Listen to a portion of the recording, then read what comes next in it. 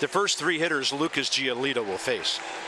Well, there you see the Double-A numbers. 14 starts, 5-3 records, 72 strikeouts in 71 innings. Currently rated by ESPN.com and MLB.com the #1 prospect in Major League Baseball. Last start was on June 22nd against Portland.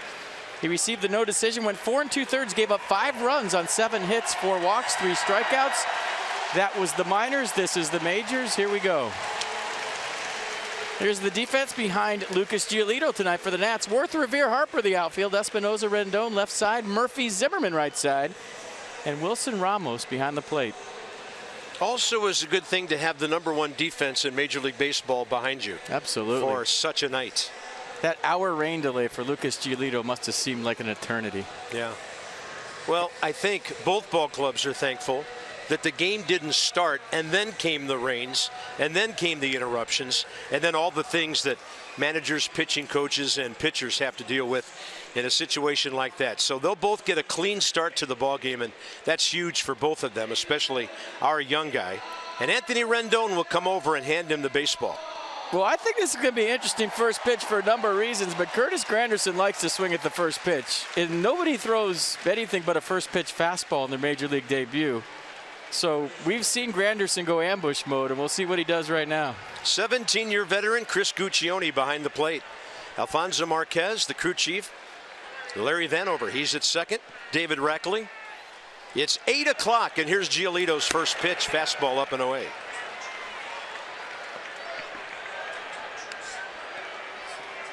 Granderson hitting .222. Couple of hits early last night.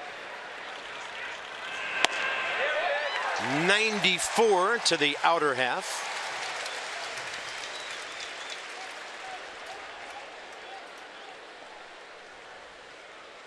Shift is on. And a base hit to left. Curtis Granderson stays on the ball. And for the second straight night, he leads off the ball game with a single. Well, I think the key, like anybody's Major League debut, how soon this turns into just a baseball game. Curtis Granderson with a hug to Ryan Zimmerman, but you know, right now things are going fast. It's a blur. You know, we've all been there, done that, and the sooner you can turn this into everything you've done your whole life to get here, the sooner you just make this another game. As Drupal Cabrera hitting .244 left-handed, .263 overall.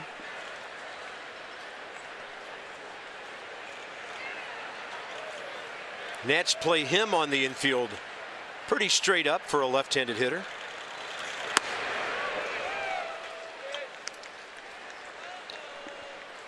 Well, the other key, harnessing all that energy, that nervous energy. Dusty said it's okay to be nervous, just don't be scared. And Lucas Giolito anything but scared.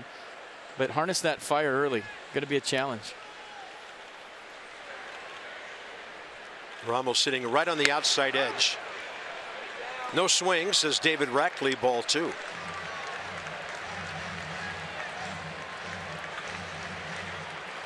And also getting ahead to get to that nasty curveball changeup to complement his heater.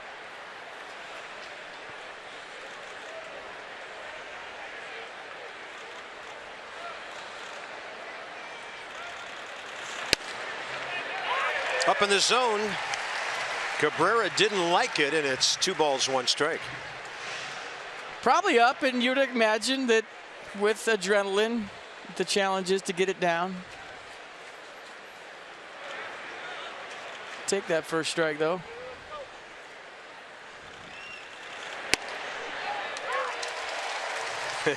There's a high strike zone right now. Cabrera doesn't like it. Chris Guccione does. This is probably the ceiling. Not where you want your changeup, ideally. Yeah, 85 on the change, so a 9-mile-an-hour difference, heater to change. And it's 2-2 to Cabrera.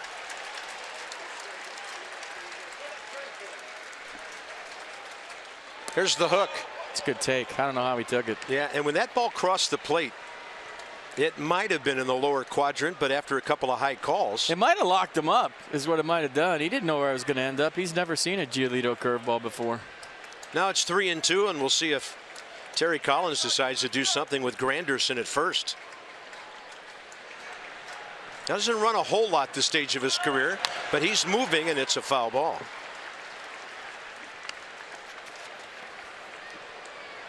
Inside the Numbers, brought to you by Jeep. So that's better than a strikeout per inning. Most outstanding major league prospect as recently as 2 years ago. And he's been to the Futures game twice. That's the Sunday before the All-Star game. It's a top rail kind of start. Everybody on the top rail looking. 3-2 with nobody out. Again, Granderson's shorter lead. Not running. Swing and a miss. Strikeout. Number 1 in the major leagues for Lucas Giolito. And they will authenticate the baseball. He authenticated the fastball, 96 miles an hour, said, here it is, hit it. Some good old-fashioned country hardball in the reach back. I talked about it earlier, that 96 plays a little bit more firm. It plays up because he's 6'6". He's throwing downhill. He's on top of you. So you look at 96 on the scoreboard, but what Asdrubal Cabrera just saw, probably a little bit harder. And Steven Strasburg with a big smile, he remembers what it feels like. So charting the guy replacing him tonight in the rotation. Lucas charted last night on TV. He did. Cool. From his hotel room. Is that true? Yeah, he did. Wow. Here's Cespedes. Gashes one to Rendon. Time for a play at first. That ball was really hit hard. Good play, 2 outs. 112 miles an hour on the scoreboard on the hit speed of that ground ball. So you want to play third in the big leagues, you're watching at home, that hit him going about 112. Nice job of keeping it in front, taking your time, making a good throw. Anthony Rendon has played Gold Glove third base all season long. That was a good play. So at 2 outs, it's the left-handed hitting Neil Walker, second baseman. Switch hitter from the left side, 249, 265 overall. And for the Mets, he's been swinging the bat well, 7 for his last 19. First pitch changeup. You got to believe that strikeout loosened him up a little bit. Cespedes retired. I mean, those are little things for a normal pitcher in the first inning, but big things in your major league debut, right? Loosened me up a little bit. Follows it up with 93.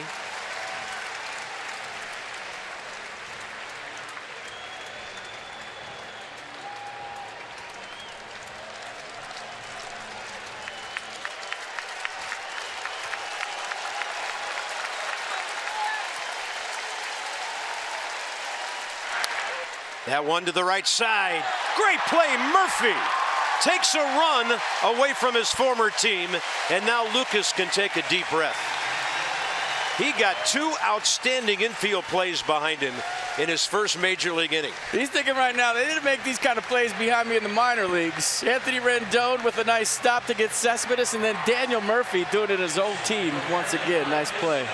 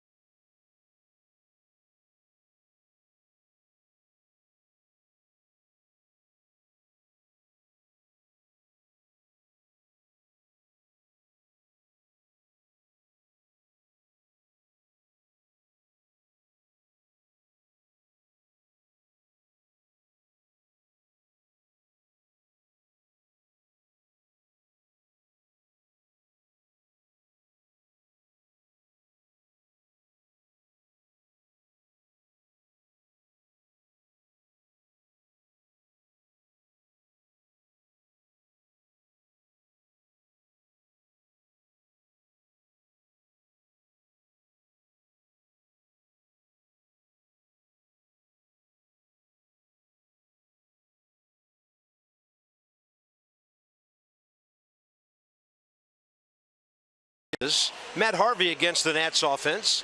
Ben Revere leads off, and he had a fantastic game here last night. 4 hits, 3 runs, 3 steals, added an RBI to it, and that set the table for the guys behind him, including Wilson Ramos, who now has 41 RBIs.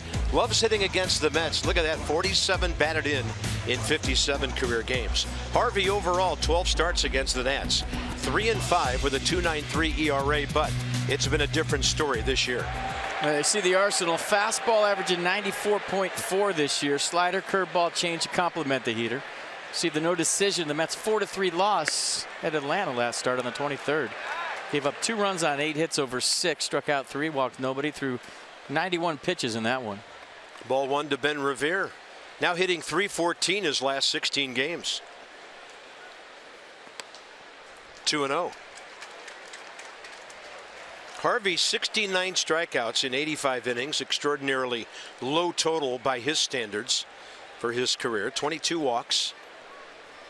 He's been hittable. .288 opponent's batting average. And Revere a little late there on 2-0. Early game notes for you. Nats keep coming from behind, top 5 in all of baseball. So there's the Revere .314, and he's done well against the Mets. Matt Harvey, not that great at Nationals Park. The ERA, bad. That's on the inside edge, and the count's even 2-2. So it'll be Jason Worth next. He has 5 career hits against Harvey, like Revere does. And we'll see if Bryce Harper can start doing some damage against this guy. Got him. Harvey working the extreme first base side of the pitching rubber FP, and he put that fastball right to that side of the plate. Well, there's some run back in that, some front hip action. Strike 2 and strike 3. And strike 3 a little bit more on the border than strike 2, but good pitch by Matt Harvey. Nissan tracking a pretty good fastball combo there. And here's Jason Worth, 5 for 23 career against Harvey with 3 walks. Matt has struck him out 11 times.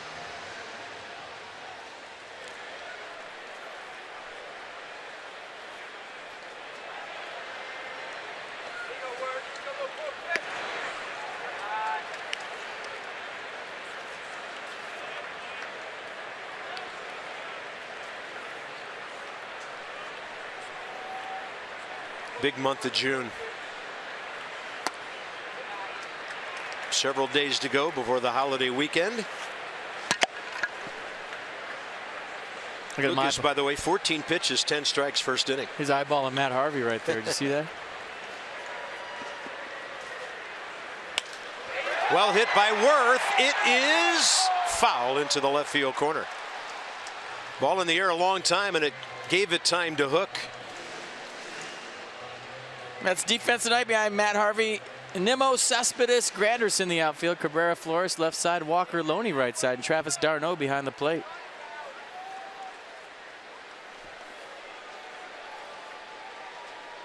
A nice night last night. Yeah, good to see him back and playing. Such a good catcher. Concussions have gotten him. Shoulder problems to shut him down in April after just 2 weeks. 2-1 pitch. That's to the outside edge, and Harvey has command of the heater so far.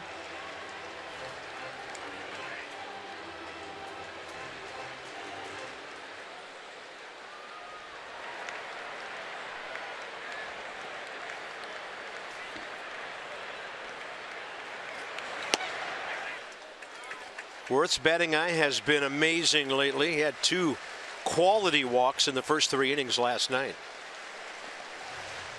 Bryce Harper going to break the jinx right now. 1 for 24 career against Harvey. 3-2 with 1 out. Harvey's slider coming out firm here early. It averages 88 miles an hour on the season, but everyone he's thrown here has been 90 plus. It's tight, it's late, it's short. Looked like it's tough to pick up, almost like a cutter. Usually has a little more tilt than you've seen here early.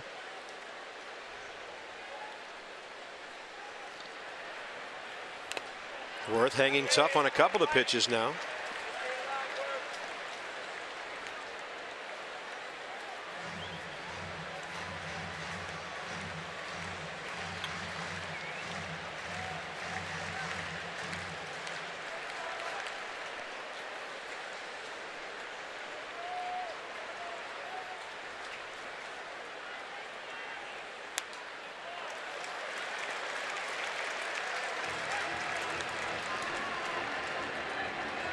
Crowd liking it.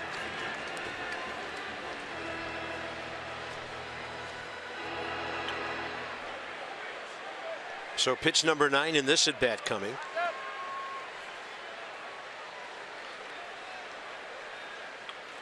And Worth will get the base on balls. What a good at bat.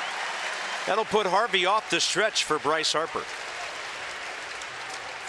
Bryce had a tough night last night. Swung the bat well, was on base, running all over the place, but he banged himself up. You see the foul ball off the top of his ankle there.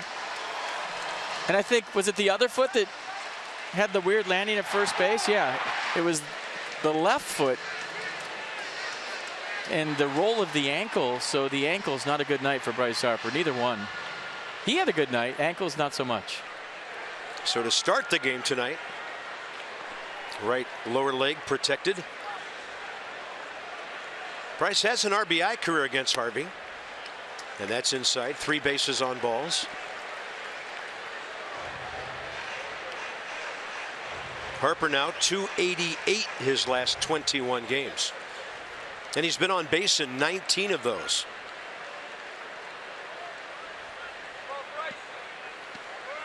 D'Arnaud jumps outside. Talking to Jason in the clubhouse today about him trying to sneak home last night and James Loney catching him. He said that'd have been the greatest play ever if I made it, but he was kind of bummed that he didn't. I said, hey, the way you guys played last night, that was fun to watch, man. You guys all were run till they tag you, playing out of your unis, everybody dirty. Ben Revere leading the way. It was fun to watch, and he agreed. It's a fun brand of baseball when you see a ball club running all over the bases. A lot of people, when you think of baseball and making it fun again, think of home runs. I think of running the bases. I'd love to see a ball club all over the place on the bases.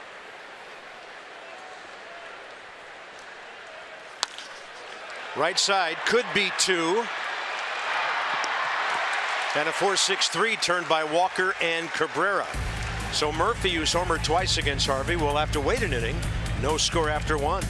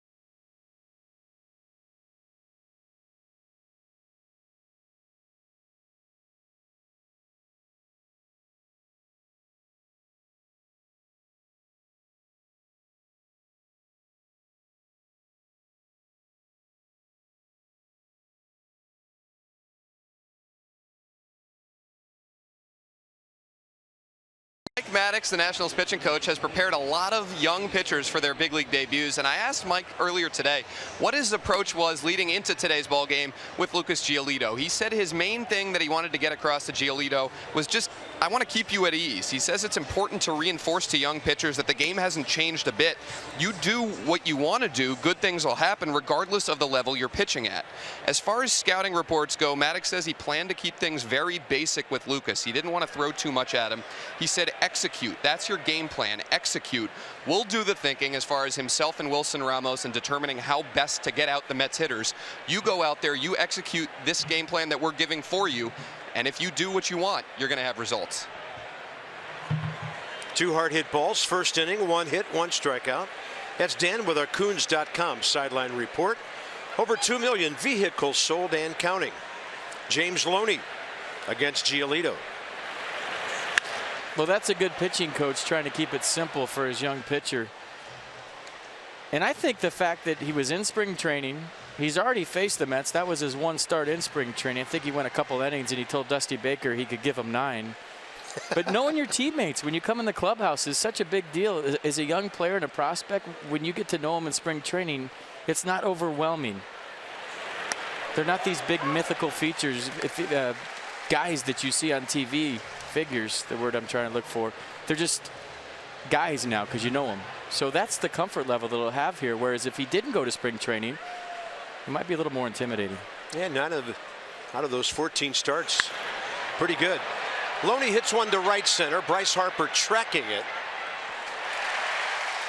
4 outs in a row after the Granderson base hit. So a strikeout, 2 grounders, and now a fly. Wilmer Flores and Brandon Nimmo the next 2. I'm looking at Lucas's pitch counts in the minor leagues. 98, 98, 106, 103, 100. I think the big question is going to be here tonight. There's some rain moving in, and what do they do if there's a big delay? Yeah. That would be a huge buzzkill, by the way. Wilmer Flores is hitting .319 since the Mets moved him to third base 25 days ago. So his batting average at .248.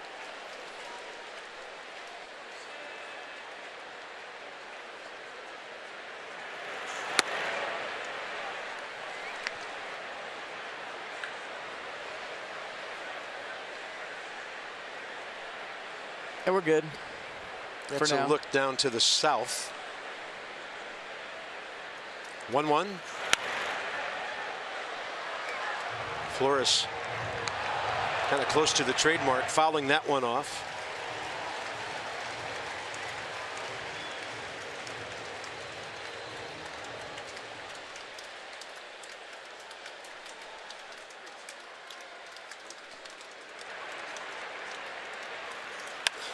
To the left side. This one a little softer than the first one to Rendon. And the Nats are playing solidly behind their rookie pitcher. Now it'll be rookie each in their first few days in the big leagues. Nimmo playing his 3rd game, and he'll face Giolito here.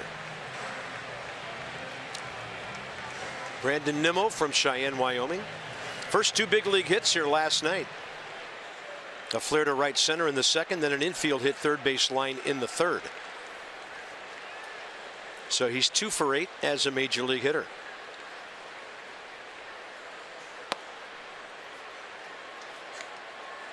Mets are averaging 2.6 runs of support in Matt Harvey starts this season. That's the 2nd lowest total for any qualified starter in the National League. They haven't gotten Matt Harvey any runs.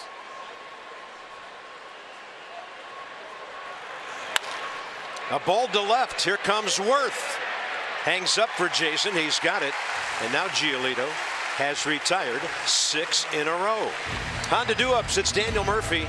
And what he's done lately, more of what he did earlier. He's back on top in multi-hit games. 100 base hits on the year.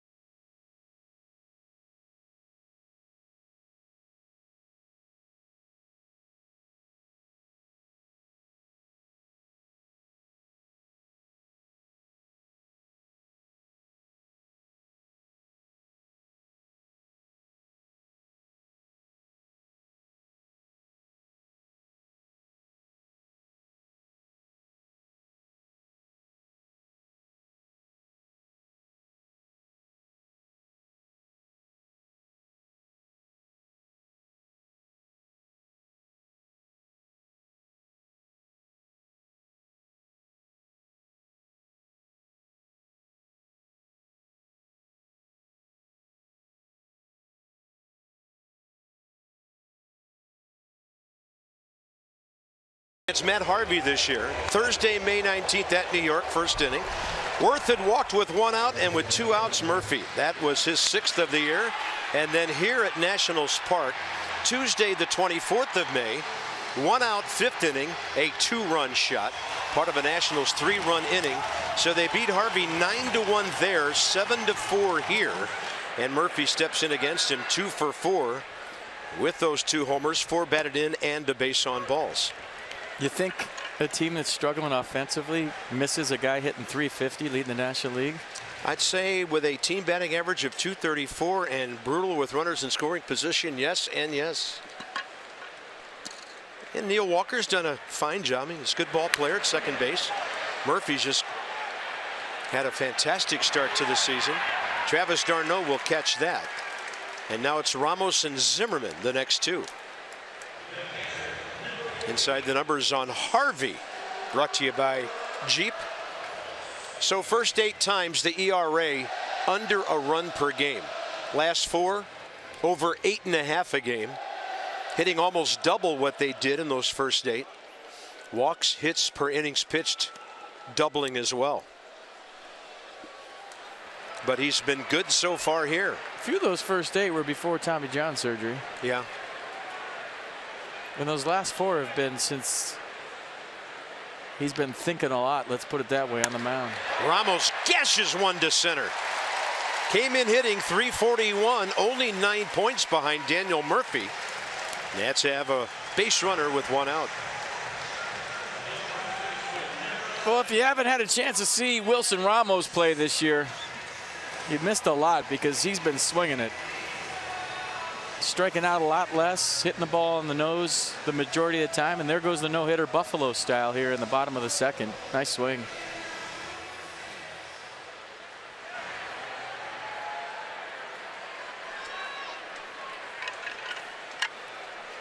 Ryan Zimmerman, 6 career hits against Harvey, couple of home runs, 3 RBIs.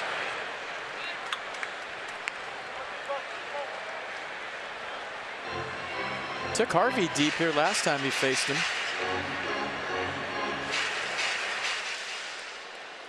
On May 24th, when Matt Harvey gave up 5 runs on 8 hits over 5. And Zimmerman got him with 1 out in the 4th. Then Rendon went back to back, and then the aforementioned Murphy home run 1 inning later. Then the Nats had 2 more against the Mets bullpen later that night. Ryan, 9 of his last 20 hits extra bases.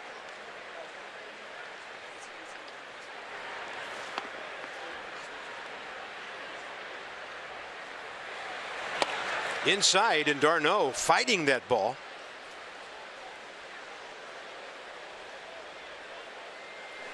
Kind of handcuffed him with some arm side run. It might give you a good idea of how much Harvey's fastball's moving around tonight. Travis d'Arnaud, good receiver, couldn't handle that.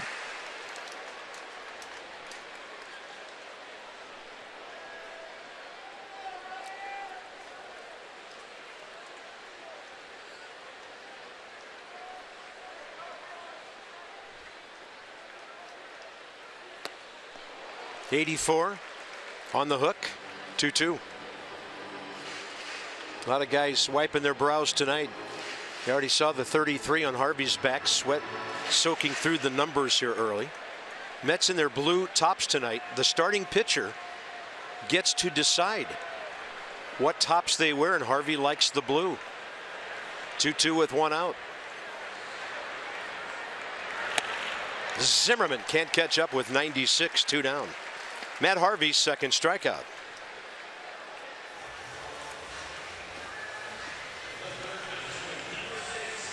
And now Anthony Rendon. 5 for his last 11. 2 of those hits, followed by a sac fly in the middle of the game last night. Gave the Nationals 3 runs, and then he scored twice himself. Against Harvey, good numbers, 6 for 17.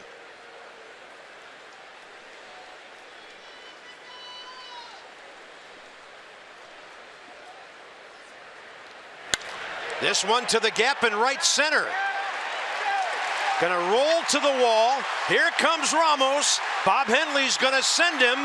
The throw home is wide, and the Buffalo scores. Rendon drives him in. He's on third. The Nationals lead 1-0.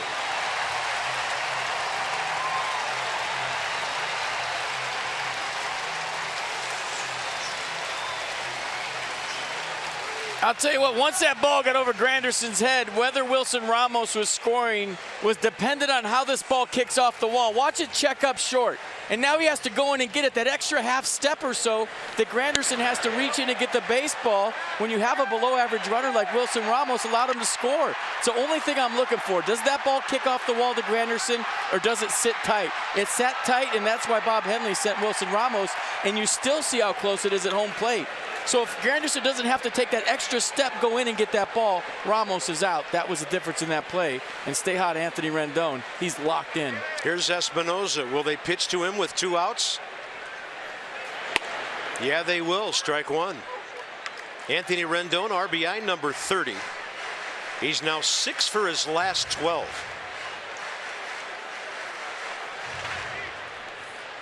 Another big night for Danny last night, the number 8 hole. And this is another example, Carp. Whatever happens here, I'm not pitching this guy. I'm making the pitcher beat me, especially in his first major league at bat. I mean, he might strike him out, but we've seen so many teams take chances with Danny Espinoza in this exact situation, and he's come through. He's burned him. But I also think that because he strikes out a lot, that's the tease for the opponent. Do I go after him? Do I not go after him? But with 13 home runs, in my opinion, he's the most dangerous eighth place hitter in the National League. 0-2 now. That was a triple, by the way, for Rendon, his second of the year. Espinoza fights one off and hits it out of play left side.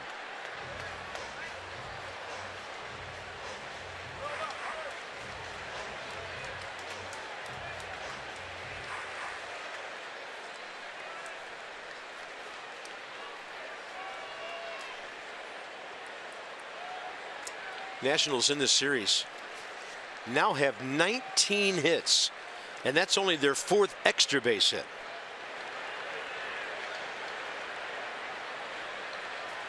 Target away. Danny will reach out and stay alive again. So Harvey up to 30 pitches. Giolito's at 23, his first 2 innings. Lucas on deck.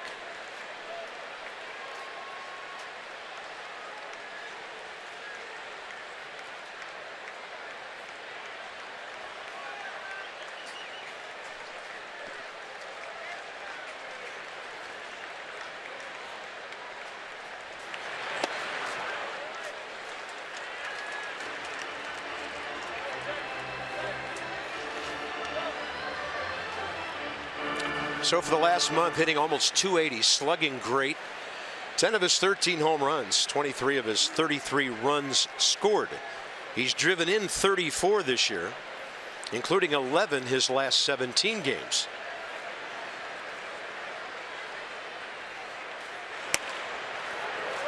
Good batting eye, 2-2. Yeah, that's the same pitch that Ben Revere struck out on. And I think the way Danny Espinoza took this pitch versus the way Ben Revere did was the difference in strike 3. Maybe a little bit more inside. But he kind of sold the call with the way he took it. Mercedes-Benz on the pitch track.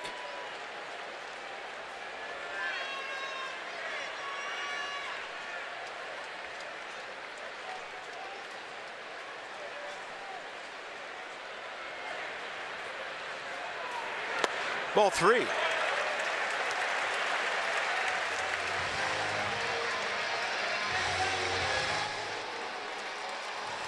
So they're pitching tough to Espinoza with a pitcher on deck who had a grand total of 9 minor league at bats. d'Arnaud stands up now.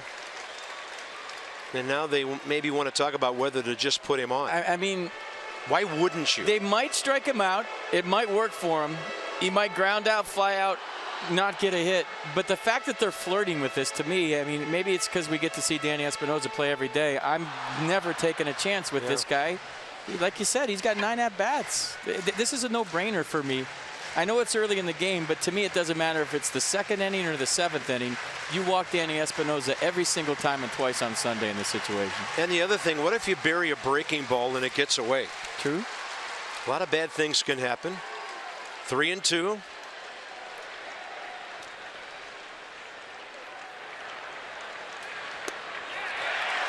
Danny Espinosa, one of the most disciplined at bats he's ever had, and he's aboard with 2 outs. For Lucas Giolito, in the minor leagues, 0 for 9, 2 sacrifice bunts, just for the fun of it, his batting stats. Second walk by Harvey.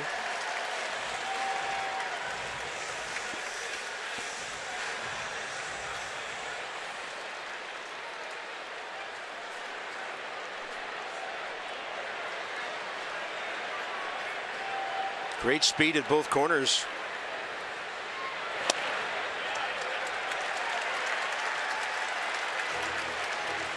Crowd digging ball 1. Somebody's saying, look how big he is. If he could just get a hold of one here. But he's facing Matt Harvey.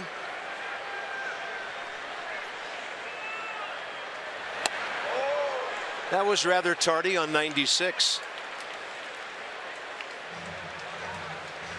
Talking to Lucas's mom today, she said obviously she's nervous, but she just hoped that Lucas got a hit. Well, if he gets one here, it's going to be a big one.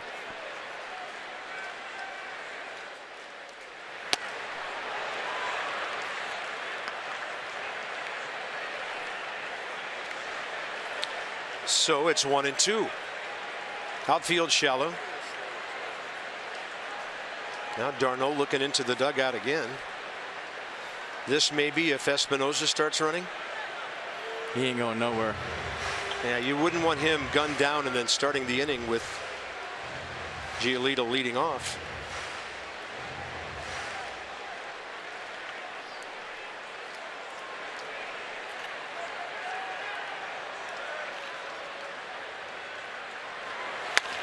Giolito gets a piece of it to the right side. Race to the bag.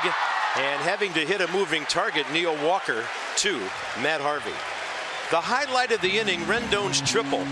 But at the tail end, the speed, the slide, the emotion, and pretty soon the oxygen for Wilson Ramos.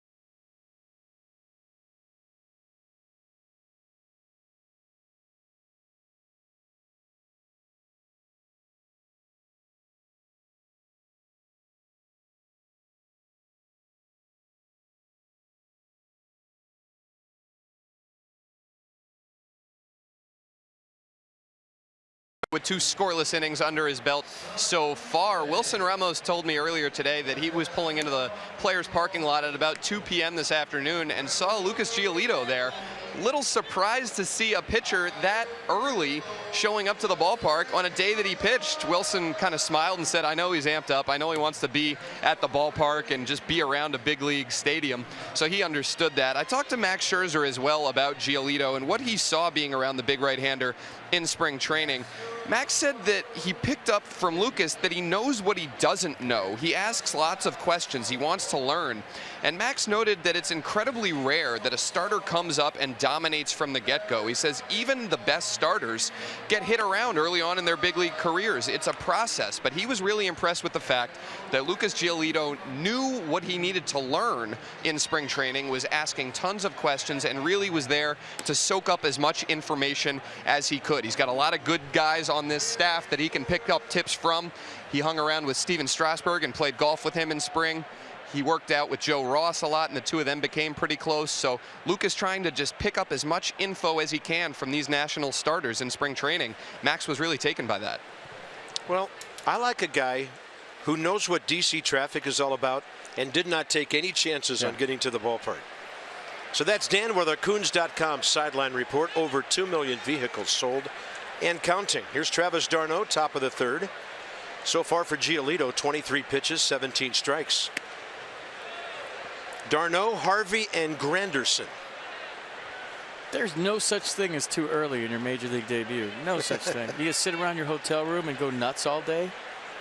Watch your phone blow up with text messages, or get to your comfort zone with all your boys. Rendon waiting for that one. 7 straight for Giolito, with Matt Harvey coming in.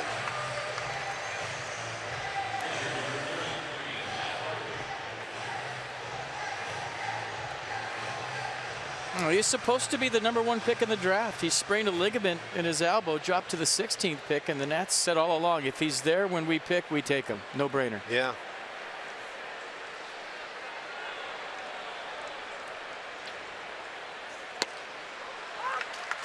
And I like that he's sitting at 93, 94.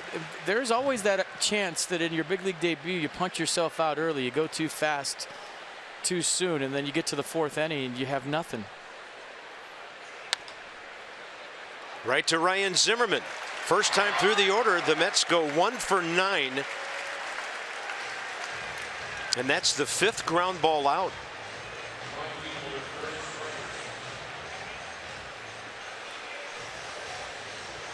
How about that? 27 pitches first time through.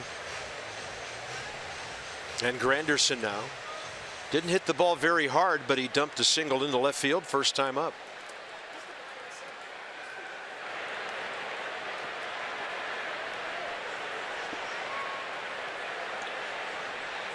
One man on the left side, Anthony Rendon. Murphy 20 feet out into right field on the shift. Changeup from Giolito early is a lot better than I anticipated. It's pretty good. Yeah, we didn't hear much about it, did we? Oh, just fastball curve, and the changeup is something he's been working on. He'll cut the fastball, little 2-seam run at times, but mostly a 4-seamer straight over the top.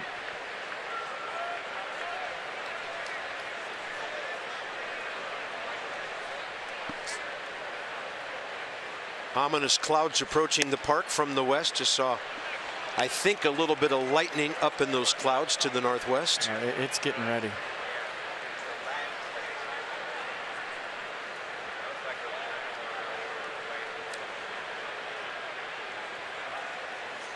And he misses by a wide margin. 4-pitch walk to Granderson. Breaks a string of 8 consecutive batters retired. Next up, Asdrubal Cabrera, who didn't like a couple of high strike calls during his at bat and then eventually struck out swinging on a good heater.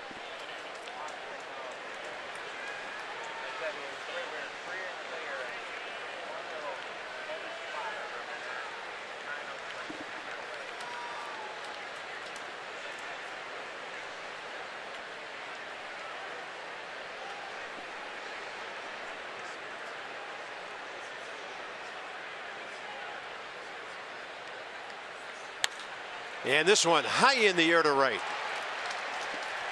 At 8:43, a little bit of twilight out there, but Bryce has it. And Giolito is through 3, having given up only a base hit and a walk.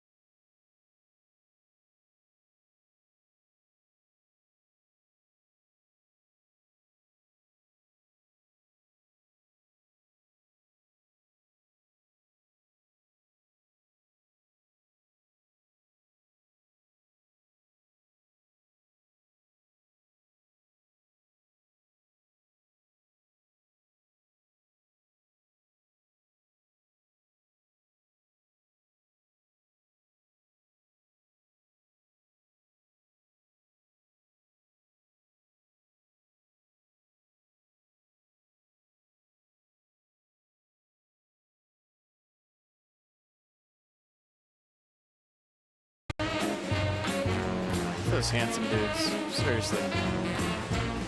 Which one are you, Carp? I'm going, I don't know, whatever. First 25,000. I'm the not the oldest one. That's me. Nats Park to get a special Rat Pack poster. Plus, the select golden ticket winners will receive a special surprise giveaway. I think we signed the surprise giveaway today. Visit nationals.com/ratpacknight. Night. It'll be a fun night at the Yard. I think there will be 100 like golden tickets, and they get autographed copies. We were fighting off the irresistible urge of sending you out for drinks.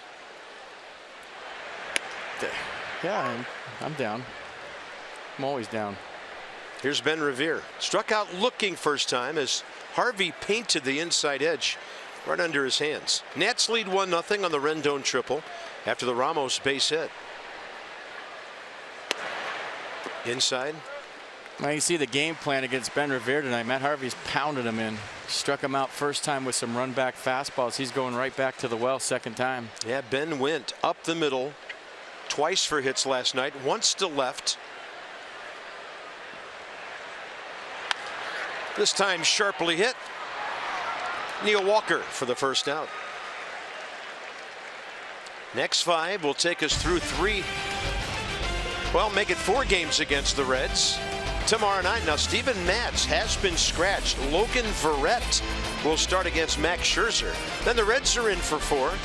See the special 6 o'clock starting time Friday. Back to 7 o'clock Saturday, 1:30 Sunday.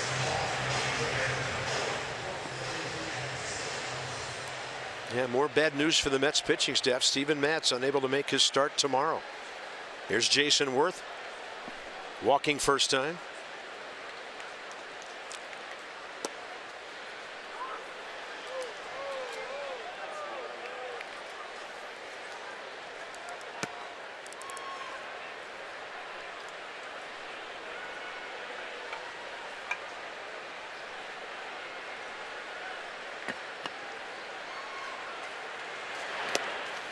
In the dirt on a slider, 1-1.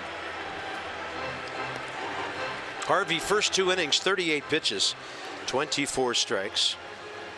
Nats had 4 of their first 9 batters get on base. So the lineup turned over quickly. And here's Worth taking a good fastball, 97. Right on the black outside edge.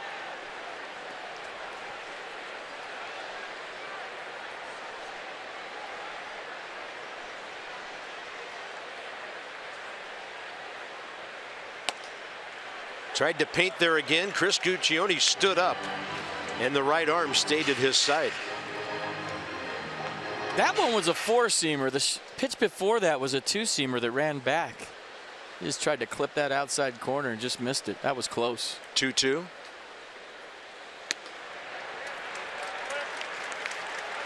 Jason Work now has 30 walks on the year. Seen a lot of pitches too lately. 13 total tonight so far.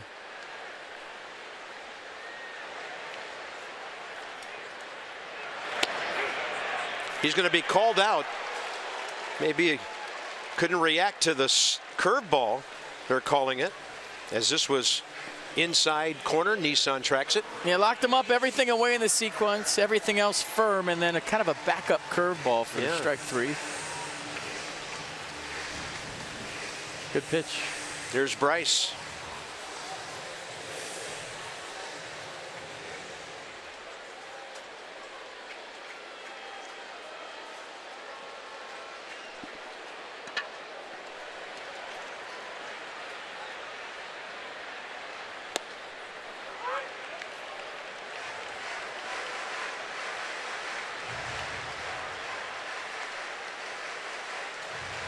Bryce sack fly, 0 for 3 against Harvey. Last time here, his 1 career RBI against the right-hander.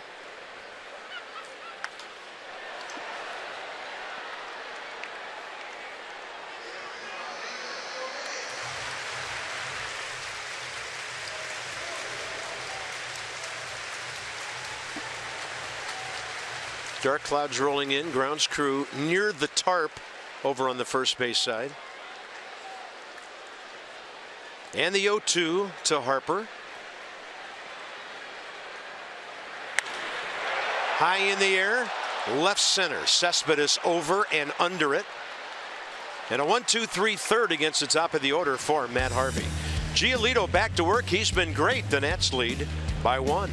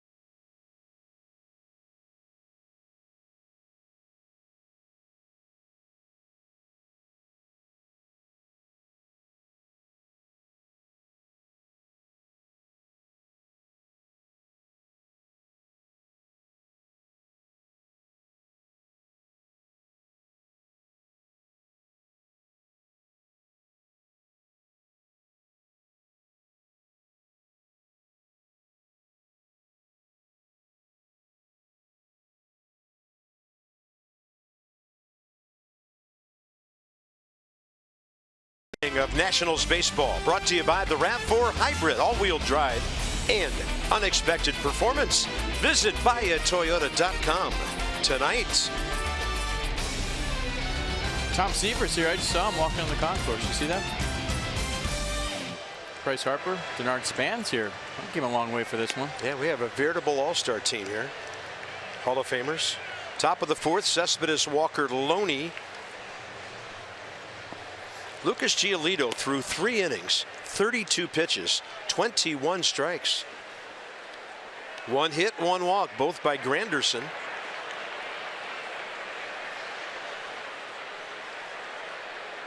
You liking what you're seeing so far? I am. Love it. You know, and you can't really say he's pitching to contact. He's throwing strikes. They're making some contact, but he's thus getting some quicker outs.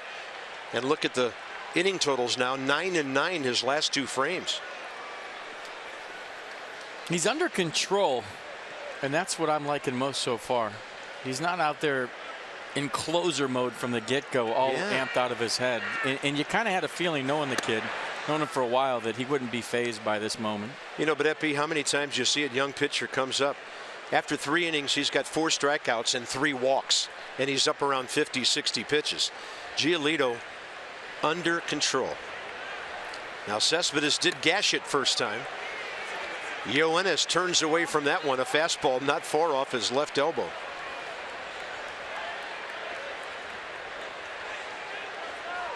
Three balls in the air, 5 ground ball outs, 1 strikeout.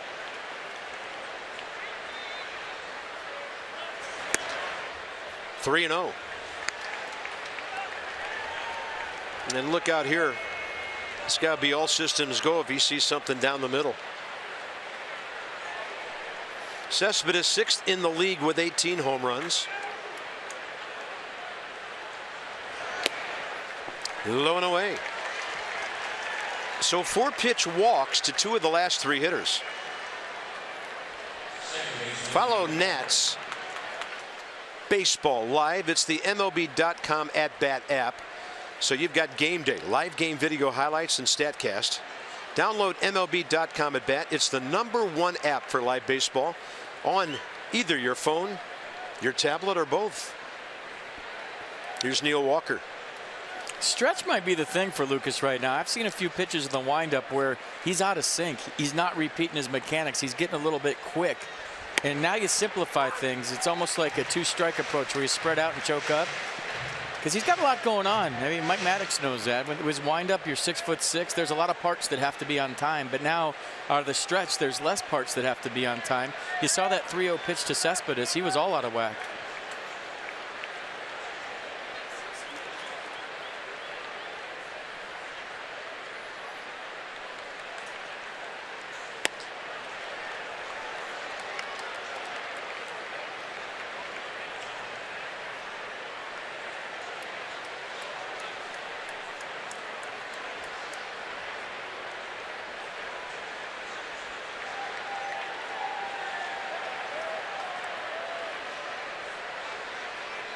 1-1. 79 for the swing and miss. Well, here's a good example of the curveball from Lucas Giolito. The best one he's thrown tonight. Watch this one. 12-6 off a table. See him getting on top. The spin rate right over the top. Look at the spin on that curveball. All right. That was pretty good. How about another one?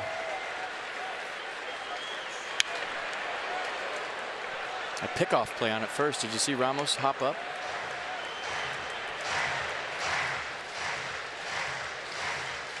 A lot of heaters, 83%.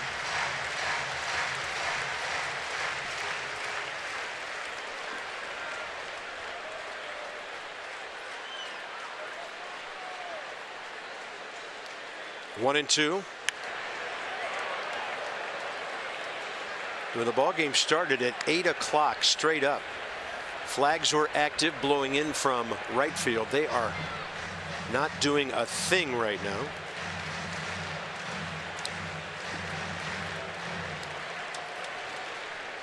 Big crowd. Major League debut. Nats on top.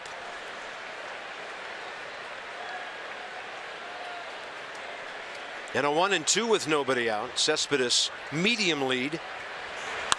And Walker, a fly ball to left center. Coming back to Jason Worth. He gets rid of it in a hurry, and that freezes Cespedes and sends him back.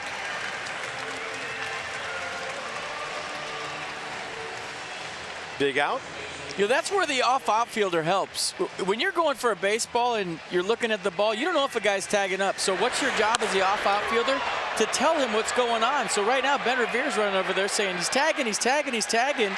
And Worth gets rid of it quick. And Cespedes, who ran about 5 steps to second base, got rid of it so quick he went back. Jason got rid of it. And that's all Ben Revere right there. Give him a star for running over there and doing something productive. That was nice. Yeah, great call. Loney, fly ball to right first time.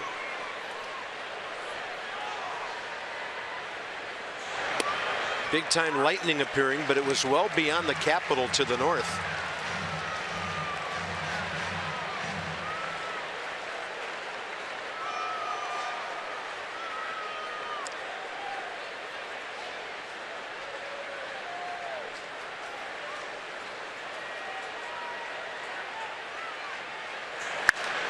That ball hit hard, slicing, and about 4 to 5 feet foul.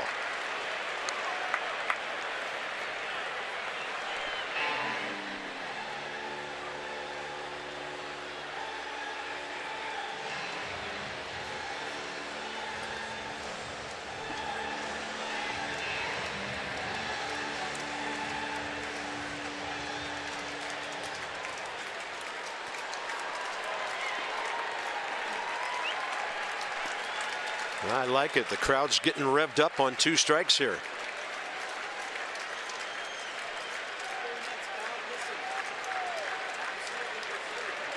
Oh-2 with 1 out.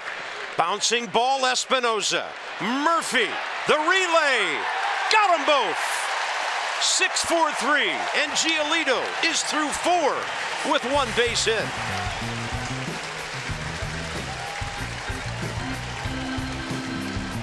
Good stretch on the end. That was a difference. Look at Zimmerman coming off the bag. Nice turn by Murphy. You saw his parents. They were fired up.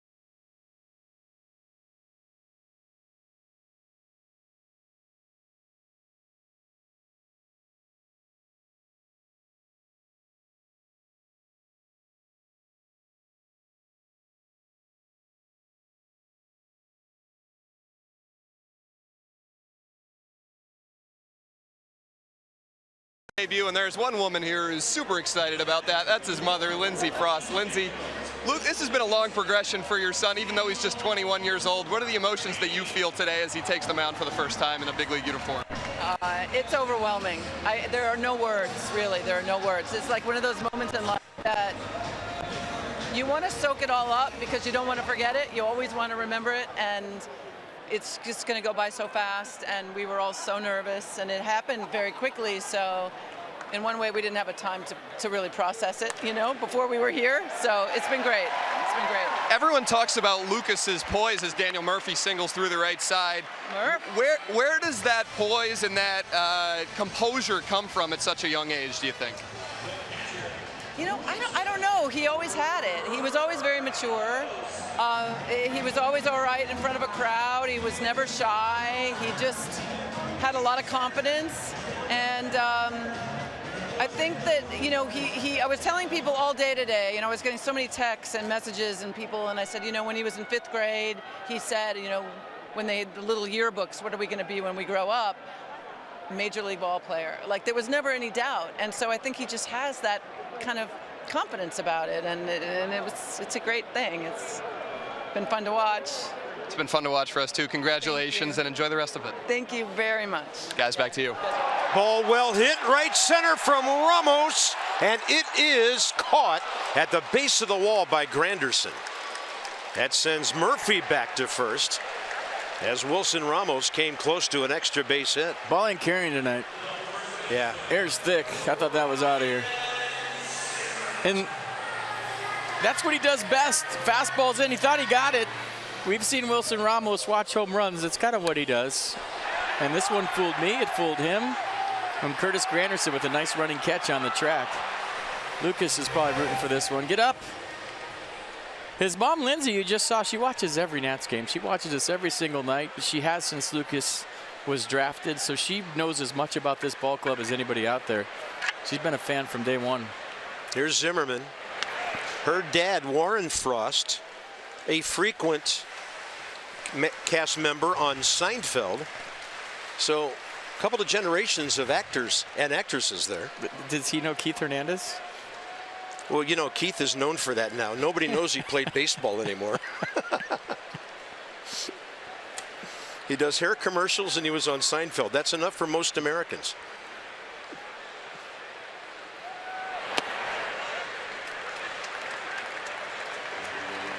Ryan Zimmerman struck out swinging first time, but it's 2-0. Dad Rick there on the right with the red hat and the glasses. Brothers in the middle. Working the phones. Great family. The pleasure of knowing them for the last 3 or 4 years or so, and it's not real surprising that Lucas turned out how he did. 2-0 pitch.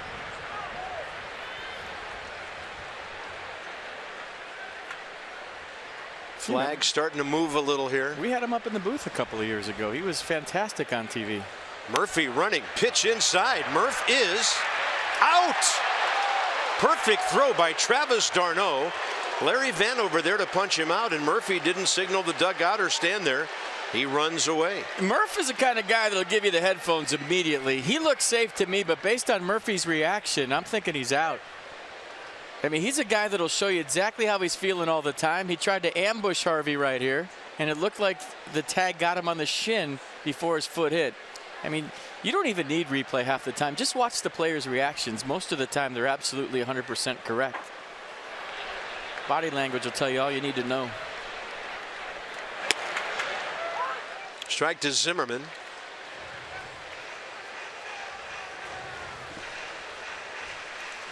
I thought Murph had a good jump, and d'Arnaud just made a fantastic throw. Great throw, right on the money.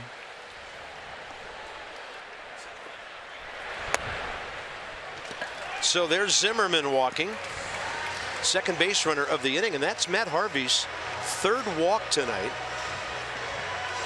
Anthony Rendon, raindrops coming. Now this is an interesting situation. The Nats have the lead. 3 outs in the top of the 5th. It becomes an official ball game, and then it's up to the weather how the rest of the night goes. Fans are starting to head up. Flags are blowing now fairly stiffly toward the right field corner. I was just hoping those flags had stayed limp for another 15 minutes or so. Here's Rendon. His triple 2 innings ago, the difference in the game. 2-out walk is big because now you're facing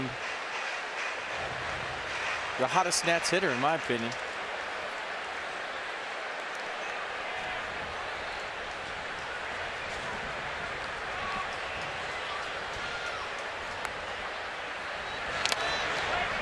That ball off the gear of Travis d'Arnaud. 1 ball, 1 strike. Harvey's slider way better than the last 2 times we saw him this year. It's short, it's late, it's playing like a cutter, and he's got good command of it. Fastball command could be better. He'd probably tell you that himself, but the slider tonight he's got to be pleased with. That's the best we've seen him throw this year, no doubt about it, against the Nats.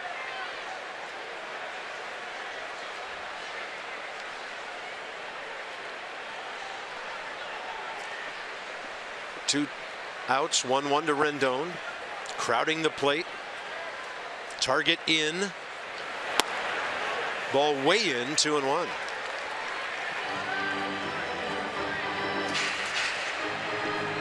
The Nats lead the season series 4-3 now. They've split the 4-game series. And since the start of 2012, the Nationals are now 22 games over 500 against the Mets. 2-1 with 2 outs. Rendon drills another one. Falling on the ground. Zimmerman to third, and Danny Espinosa will bat here in the 4th inning. Rendon 2 for 2. Danny had 3 hits last night. Yeah, like I said, he's been doing a great job out of the 8th slot. You see what he did to Noah Syndergaard last night. That was on a 2-strike pitch. He tried to bunt a couple of times, then he laced a bullet to right. This one, same way. That scored Anthony Rendon. And then how about one right-handed down the left field line for a couple of bases. So a nice night for Danny Espinosa, and all of a sudden the skies are open up here at Nats Park. Yeah, and we've seen ball clubs in the field in situations like this not exactly get in a hurry with weather approaching and now arriving. Mets know how close this is to being an official ball game. They're going to pitch to Espinosa, who takes a fastball up. If you're confident in throwing strikes and you're Matt Harvey, there's no reason to face Danny Espinosa right now. Oh, and they're calling the tarp out. Well, that's too bad, because based on how long this takes, you hope it doesn't keep Lucas Giolito from having a chance for a win. So the rain hits at 9:08. Now we are delayed.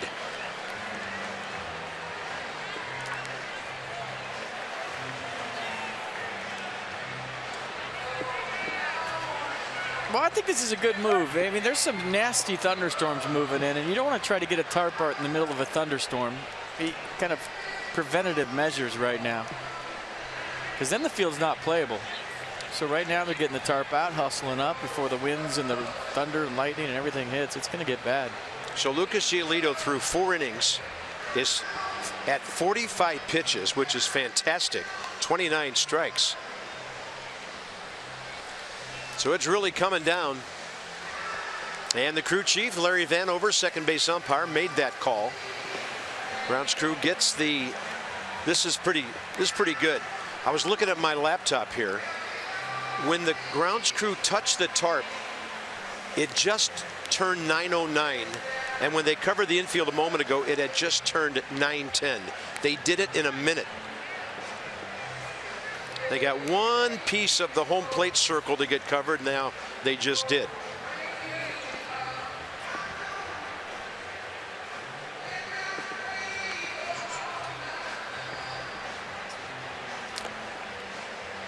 Well, let's look at Lucas Giolito's night. Some key in the driver's seat. Ran out to a nice ovation. Came in from the bullpen to a nice ovation. Anthony Rendon saying, hey, it's just a ball game. Throw strikes. You'll be all right. And that's exactly what he did. First strikeout on a 96-mile-an-hour fastball. Daniel Murphy picking him up big time. That's a huge play in a 1-0 game. There was a runner on third. And then a little 6'4" 4-3 double play. Nice stretch by Zimmerman. Nice turn by Daniel Murphy. So all in all, you have to like what you've seen from the young right-hander for the Nats. Well, we're going to send you to ESPN News right now as we have our second delay of the night. The first one delayed the ball game, the start of the game, for exactly 55 minutes. This one happens at 9:08, and we will keep our eyes on everything for you, radar, etc. And for now, that's it from the ballpark. See you a little bit later.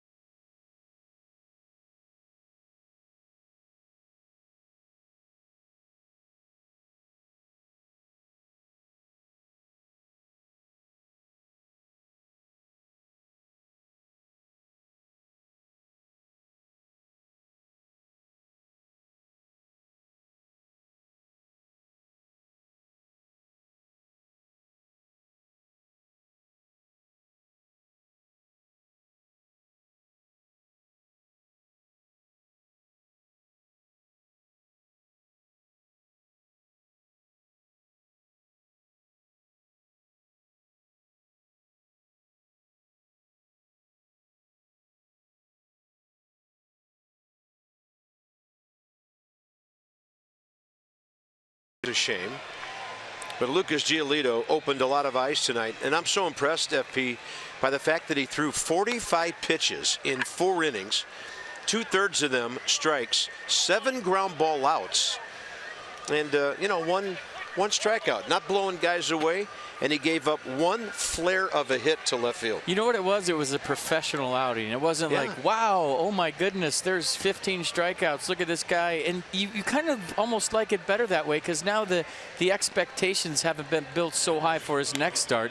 He went out there, he controlled his nerves, he left with a lead, he did what he had to do, he let his defense work behind him. So all in all, a really solid one to build on for next time for Lucas Giolito. And win his next time, I have no idea. But impressed with the demeanor, the mound presence, and how he handled himself more than anything he threw to home plate. So here's Eric Goodell, who takes over for the Mets. He will inherit a 2-on, 2-out situation. Goodell made an appearance for 2 innings last night. Nats got a run on 3 hits against him as he pitched the 6th and the 7th, walked 1, struck out 1.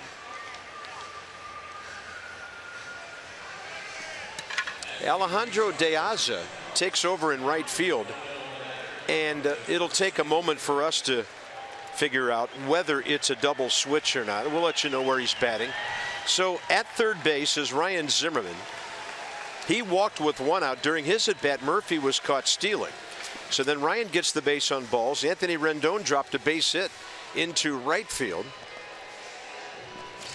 And Danny Espinosa was just walking into the batter's box when the weather broke loose, and then Clint Robinson now comes out to hit for Lucas Giolito. Got all that? Not even close. I'm still pounding coffee trying to wake up. Danny Espinosa 0 for 3 career against Goodell. So the rain stopped the ball game at 9:08, and we're going to have the next pitch at 10:33, and he almost threw it away. Good take, just missed.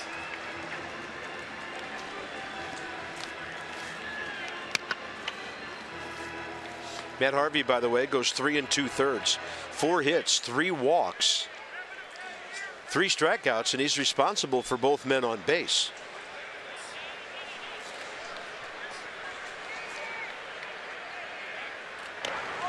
Throw over, Rendon back in.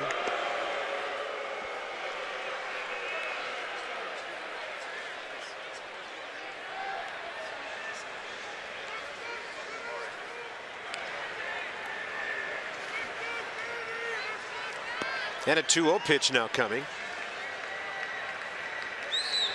And Espinosa takes it outside, 3-0. Why not? He's been swinging it. I'll go green light right here. See what Dusty Baker decides to do. Run into one, make it a 4-0 game.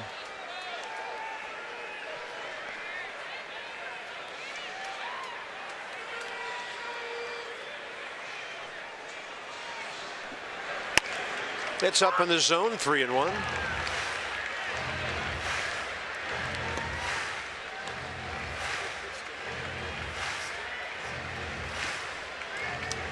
Nats about hit the Mets 4-1.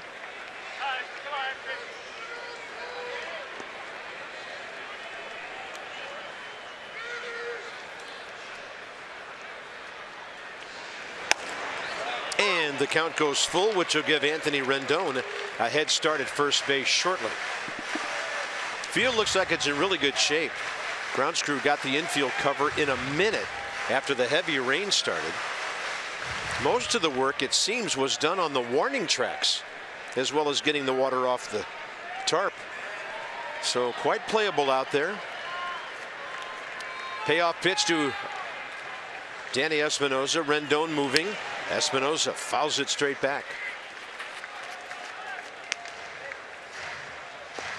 Since we last played, the Marlins game at Detroit has gone final. Tigers 7, Miami 5. So right now, the Marlins and the Mets are 4 games back of the Nats.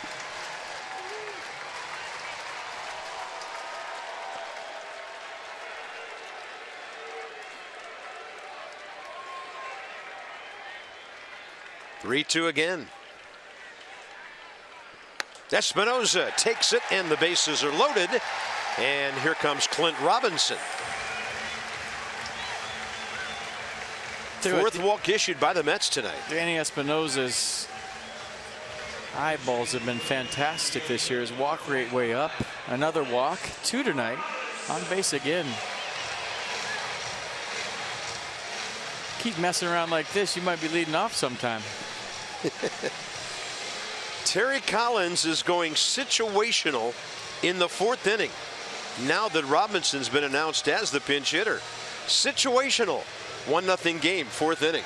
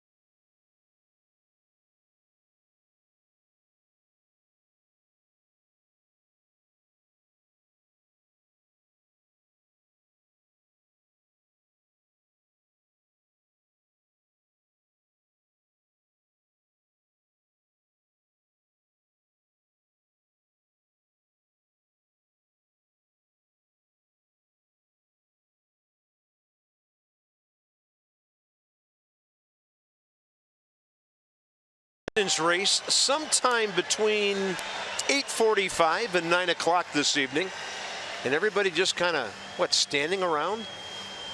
I don't see anybody right now. George is going to stop them. Onward. They got the Army fatigues on tonight, and the commander-in-chief, the first ever, is going to lead them all to victory.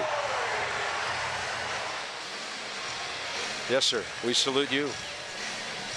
Former Nat 32-year-old Jerry Blevins takes over here. And for the Mets, his 34th appearance, 177 ERA. Fastball curveball change. 34th game for Blevins. Fastball averaging 88 miles an hour. 205 average against. A lot of fly balls at 58% of the time. And a huge situation in this game. So let's go 0 to 60 together. Sure. So, not surprising that Robinson has never faced Blevins, but this early in the ball game, there's no way Dusty's going to pinch hit for Robinson and use 2 players here. This is huge. 2 outs, bases loaded, 1-0 game against the second place ball club. And Clint swings at the first pitch and flies it to Nimmo in left field, and Brandon Nimmo has it. That's it for the Nats. They strand 3. Boy, that was a long 4th inning.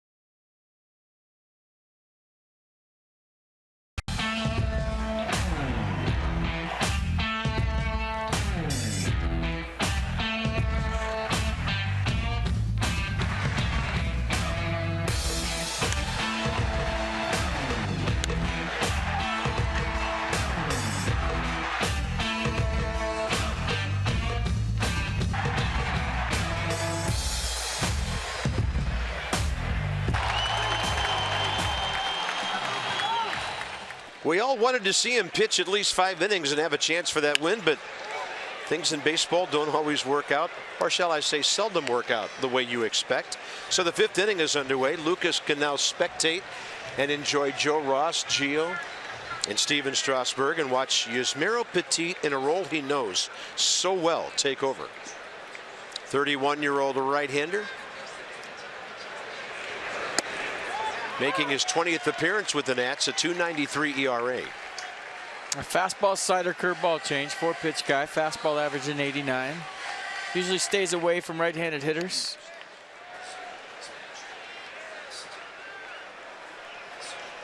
Wilmer Flores bouncing ball to third first time up. One of Giolito's 7 ground ball outs. And this one back out of play. 5th inning underway. I would imagine there's a huge sense of relief for Lucas Giolito. You know, all the buildup in the last day or so, the nerves today coming to the ballpark, the rain delay for an hour before he takes the mound. And now he could sit there with the rest of the rotation and relax a little bit. He knows he did a nice job tonight. You've talked about this before.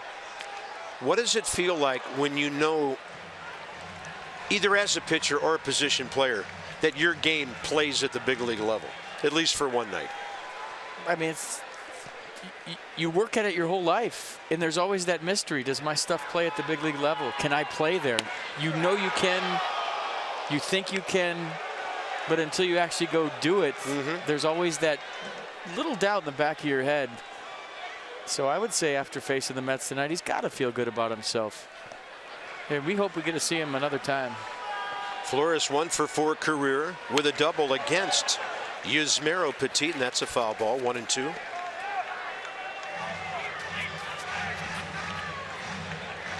They're having fun. Tanner Roark behind him. Kind of reliving it, isn't he? Saying that one ball went through and what he was thinking. And they're probably sharing stories about their first big league game back and forth. I remember my first big league start. I did this. I was nervous. I mean, that's good stuff right there.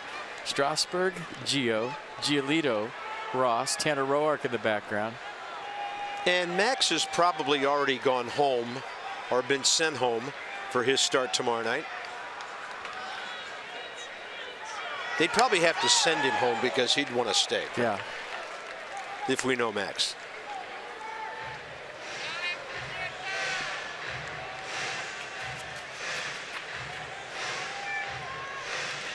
Pretty good at bat by Wilmer Flores. Mercedes-Benz tracking it everything away. Some down, some middle, some up. Outfield around to the right. So he's pitching him the way they're defensing him. And that's low and away, 3-2.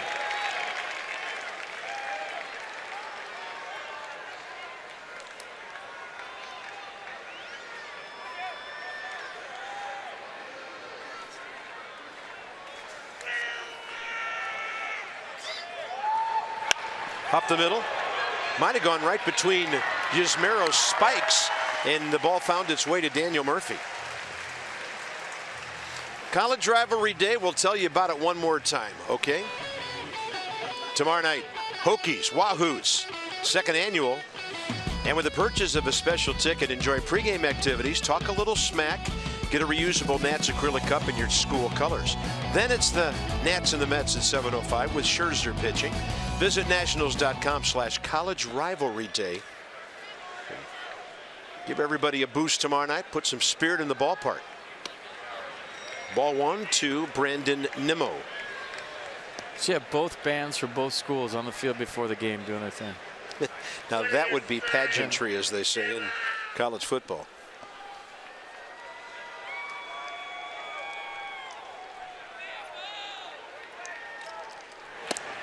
Good fastball to the inside edge. Brandon Nimmo, a couple of hours ago, only at bat, fly ball to Worth.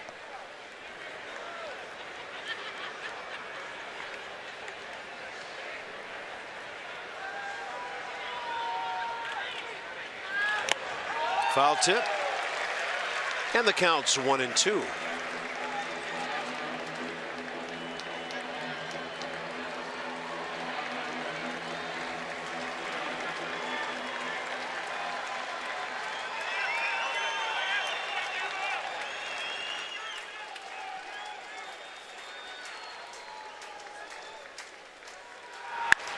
Well hit to left. Brandon Nimmo with a clean line drive. That's only the second Mets hit tonight. He's aboard with one out for Travis d'Arnaud. Nice swing right there. Pretty swing. And I know nothing about Brandon Nimmo. I'm just going to say he's a tough kid.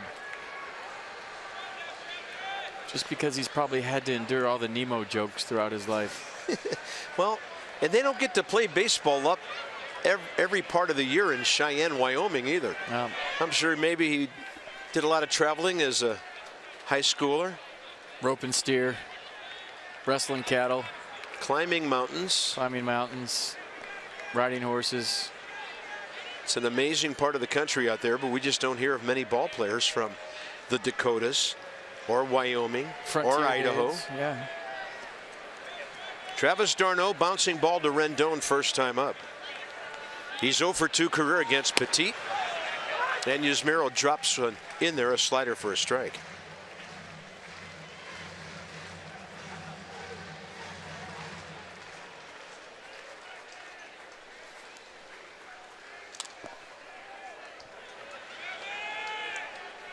Jerry Blevins on deck.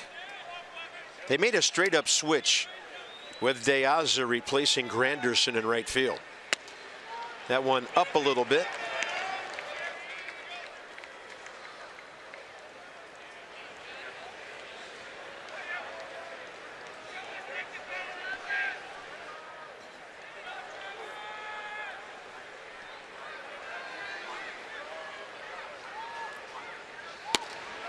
Outside. There's nothing better than having a really long rain delay. Everybody leaves and you can hear every single rag in the stands when you come back. Because you can't hear it when there's 40,000 people because it's just a big buzz. But now you can hear everything everybody says, and it just makes you want to, I guess, have headphones on is a nice way to say it. And as we know, the ones who do stick around tend to be a little more vocal. They're lubed up.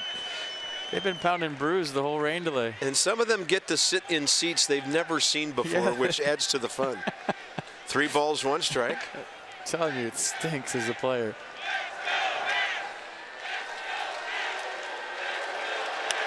There's a ball out to left. Jason Worth is under it in front of the track. As that piece said earlier tonight, we could tell from the get-go, you're going to have to really hit one to get one out of here because the air's been heavy. So here's Jerry Blevins.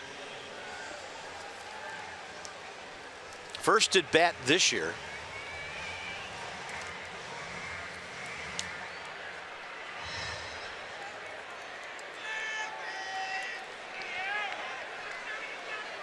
I don't remember seeing him hit as a Nat. Maybe he did. I don't remember it. It's got the classic closed stance. He had no at-bats for the Nationals in 2014. For his career, he is 0 for 1. Oh, all right. And ironically, that happened when he was in Oakland A playing interleague ball back in 13. 1-1. He looks like he knows what he's doing.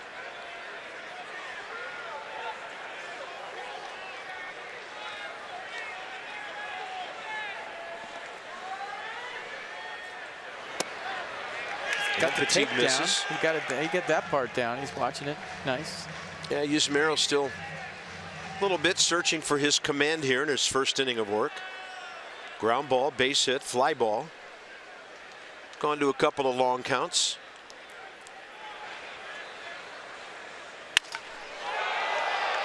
And the bat ends up on the front of the mound. Jerry's holding about 1/4 of it.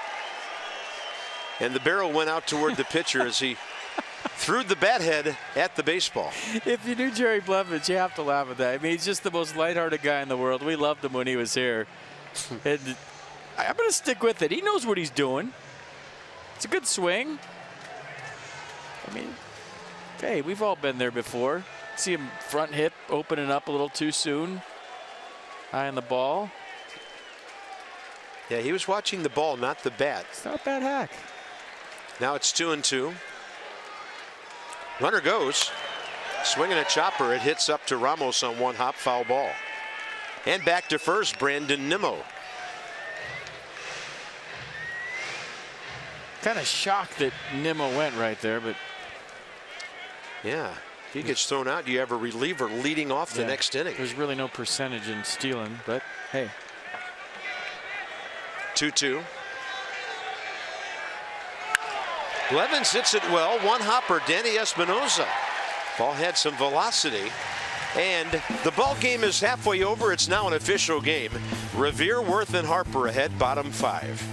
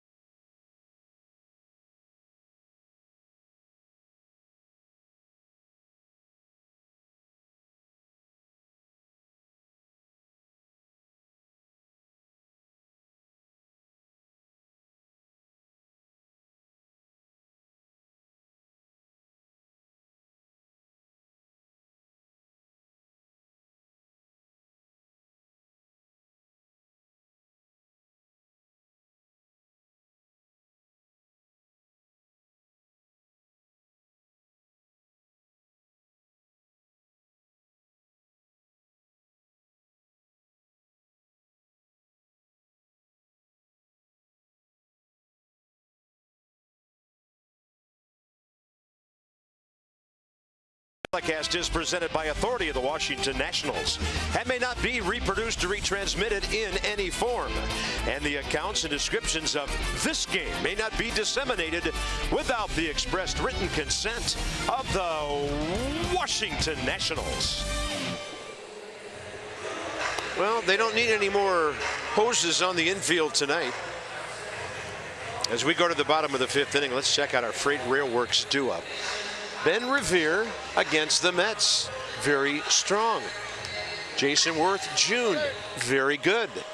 Bryce Harper, probably glad Matt Harvey's done. He just can't get a hit against Matt. 1 for 26 career, one of the great mysteries. But those are the do-ups here in the bottom of the 5th inning. Ben has struck out looking and then been out on a hard hit ball to the right side.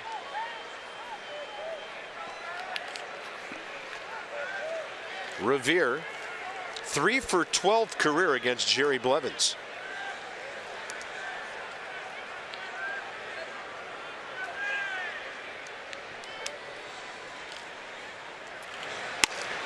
He gets the outer half with a strike. One pitch to get Clint Robinson last inning. Now another left-handed batter for Jerry.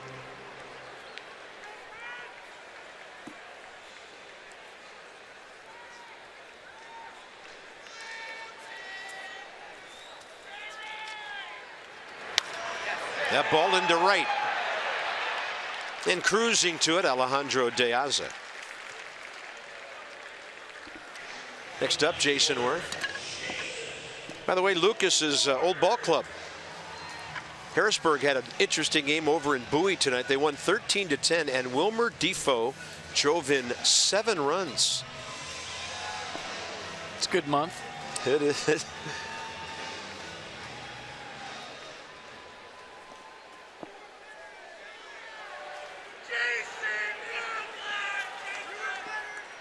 Here's Worth, a walk and a strikeout.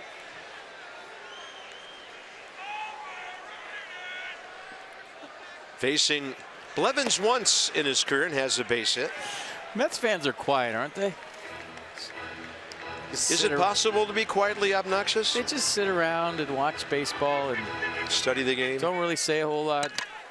They're good fans. They really are. You just can hear them.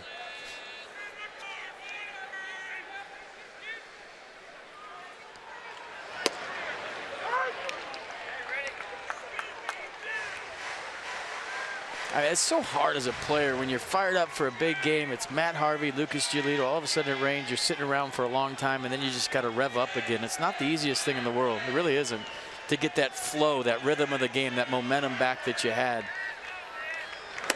Outside 2-1. Bryce waiting. He's faced his former teammate 3 times.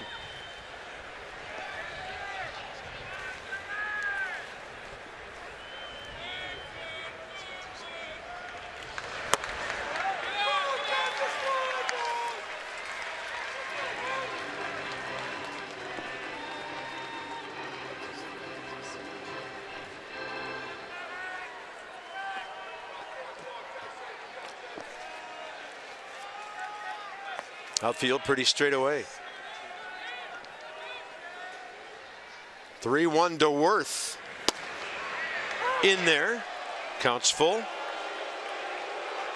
Nissan will track it low in the zone. Well, he was looking for something belt tie. You get to a 3-1 count, you're not going to swing at a borderline pitch. I mean, it's a good take. It's a strike, but that's a ground ball waiting to happen. He's looking for something a little more center cut and a little higher. Now he's aboard, and Jason Worth has been walked by the Mets, or shall we say he has earned 4 walks in this series. Yeah, and seen 21 pitches tonight in 3 at-bats. So the Nats have now been given 5 walks this evening. Only 1 out, Harper and Murphy the next 2. Bryce 0 for 2 with a walk against Jerry Blevins.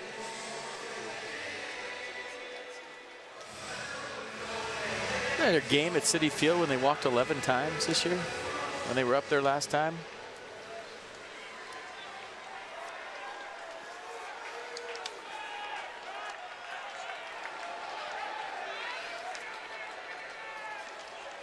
The Nats beat the Mets 7-1 on Wednesday, May 18th. Bartolo Colon walked 5, Bastardo 1, Verrett 2, Blevins 2, Jim Henderson 1.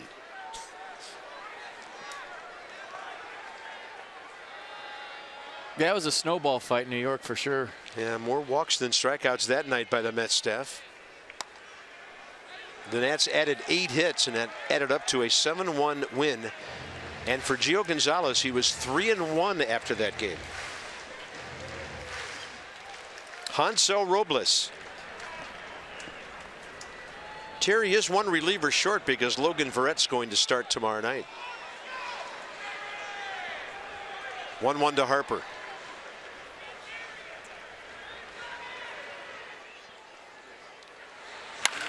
There it goes to right field. See you later. Into the bullpen. Number 16 for Bryce, and the Nats lead 3-0. Lefty versus lefty, no problem.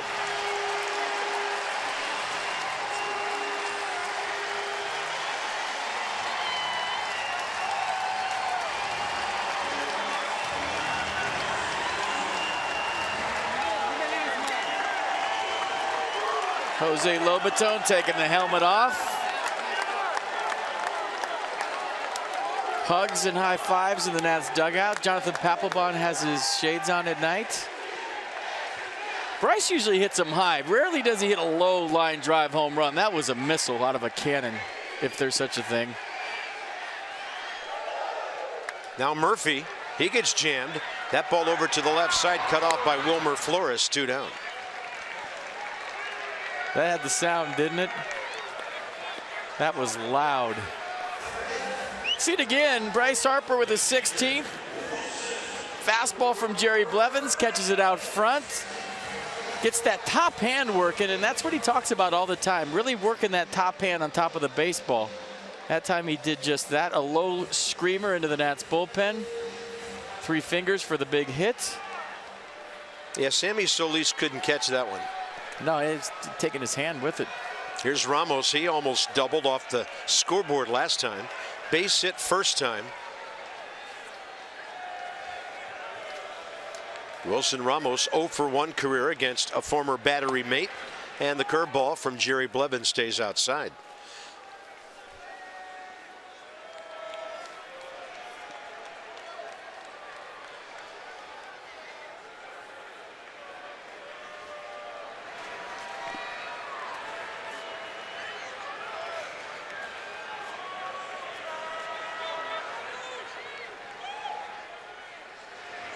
Another one, same result, 2-0. A dangerous count to a dangerous hitter. Remember his last at bat, he hit a deep fly ball to right. He thought it was out. He watched it for a second. So he's hit the ball hard twice tonight. Sigler's first time up, deep fly ball second time.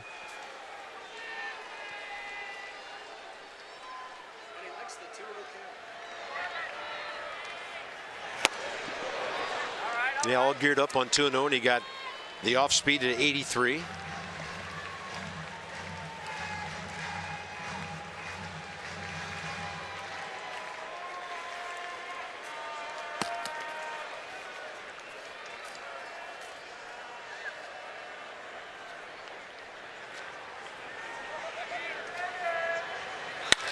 That ball mashed to center. In fact, the pitcher was ducking on that, and it was caught by Cespedes. Wilson Ramos has crushed it 3 times tonight. But Bryce Harper, he was due to crush one. After the walk, there it goes, and the Nats, after 5 innings, lead 3-0.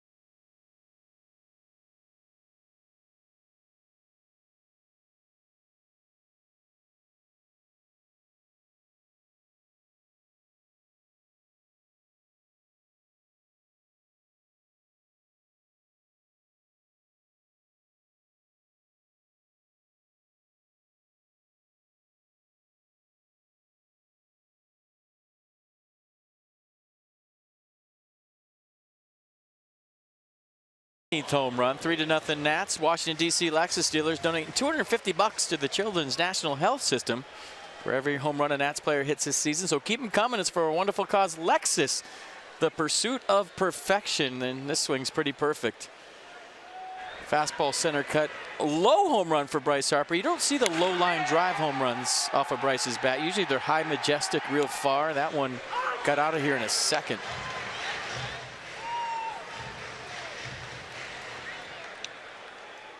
Yusmeiro Petit, the pitcher of record, top of the order. Alejandro De Aza against him. He hits one high in the air out to left center, where Ben Revere will camp under it and take it for the first out. Curtis Granderson, the only Met before the 5th inning to get on base. First inning hit to left, a 3rd inning walk. Cespedes walk leading off the 4th. He was erased on a Giolito double play. Final pitch Lucas threw in the 4th. Then a base hit last inning by Brandon Nimmo. Cabrera and Cespedes now the next 2.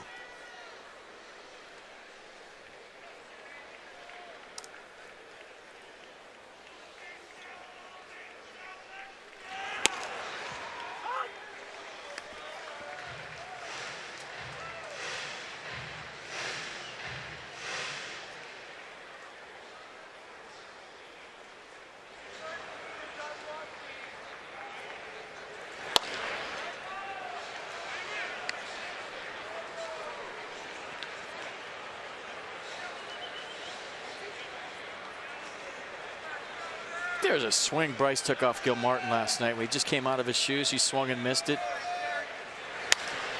That ball hammered down the right field line.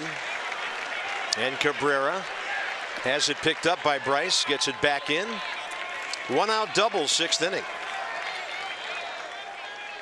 And just like that, Yoenis Cespedes coming up. 16th double of the year for Cabrera. First career hit against Petit, and now Cespedes faces him. 0 for 1 with a walk. But that swing I'm talking about, you know, I took a mental note of it because it was the old Bryce Harper swing. It was the violent swing with balance. And we always marveled at him last year how hard he swung. But when he was done with his swing, he was standing right where he started. And even though he swung at that pitch and missed it by a mile, it was one of the first times in about a month and a half I saw that swing from 2015. And you just saw it again right there on his home run. Just great to see Bryce centering some balls now.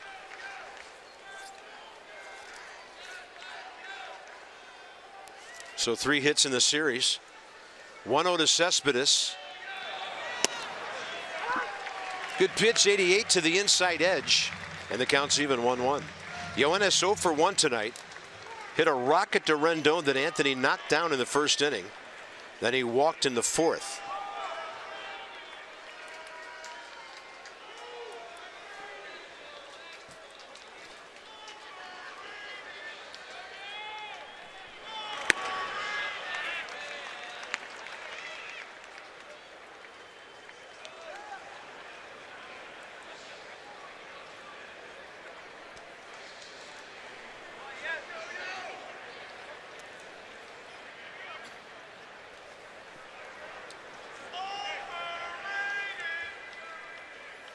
Two-one.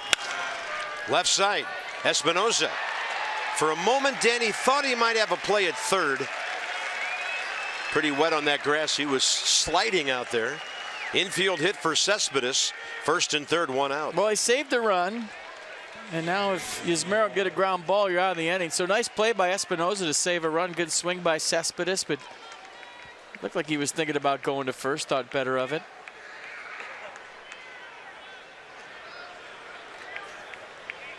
Next up, Neil Walker. Now the Nats getting their bullpen going. Oliver Perez just popped up, and he is playing catch very quickly.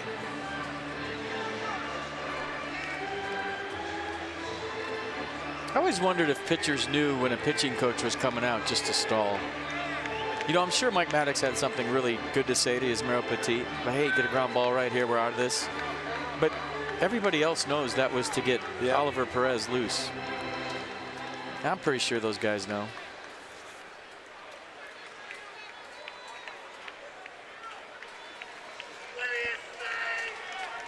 Neil Walker, hot shot to Murphy, fly ball to left.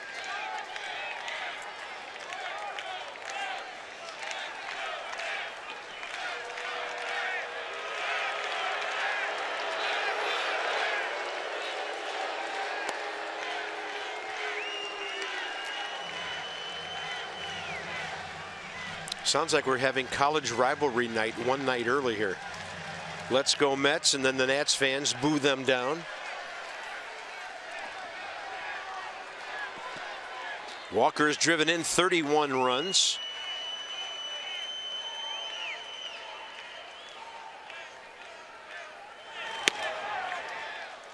Two and 0.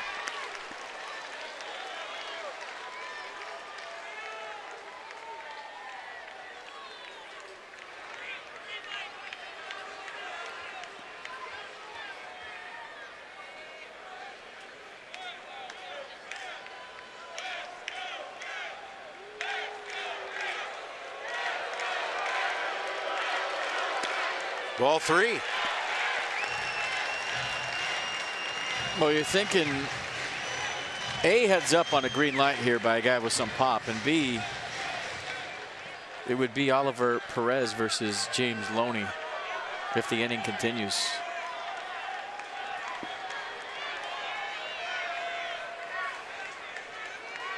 Walker 3 for 8 career against Yusmeiro. 4-pitch walk. Nats thought he had the outside edge. Bases loaded, 1 out. So here comes Dusty. Yusmeiro Petit will fail to go 2 innings. He'll get an inning and a third here. And it's the lefty Loney and the lefty Perez coming up. So the Nats 3-0 lead in jeopardy.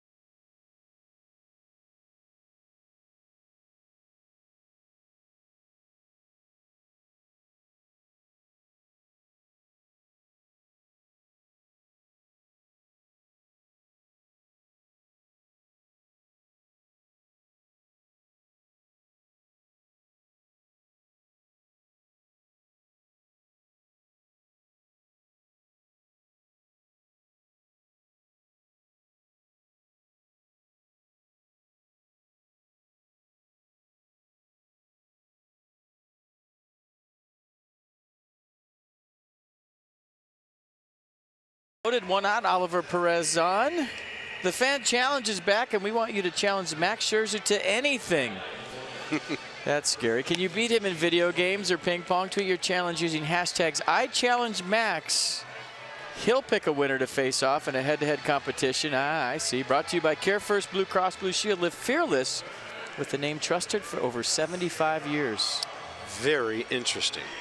34-year-old Oliver Perez, 32nd appearance, 25 Ks, 8 walks in 19 innings, 17 hits. James Loney is 4 for 13 career against him with a solo home run, 2 walks, but Oliver has struck him out 4 times. So they know each other. Loney 0 for 2 tonight. Fly ball to right, 6-4-3 double play ball. And he couldn't stop his swing on a big sweeping curve.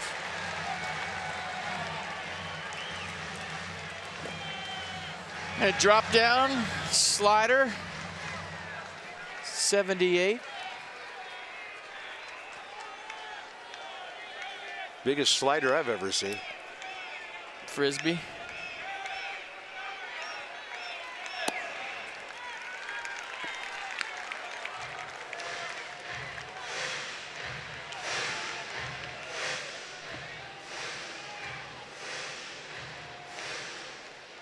Yeah, 86% efficiency.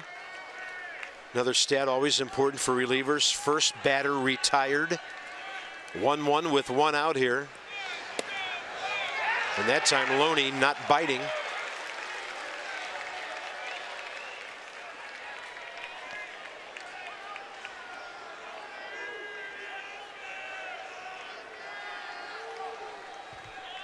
Well, they started off watching a guy 21. Now they're watching a pitcher 34.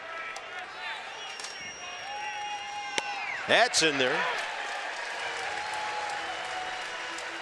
Well, Wilson Ramos going to go talk to Oliver Perez. Maybe they want to switch up the signs here. A couple of good sliders from Perez.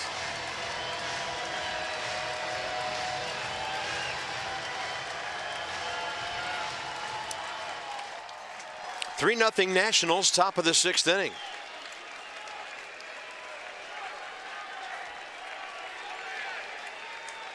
Two hours and 25 minutes worth of rain delays tonight.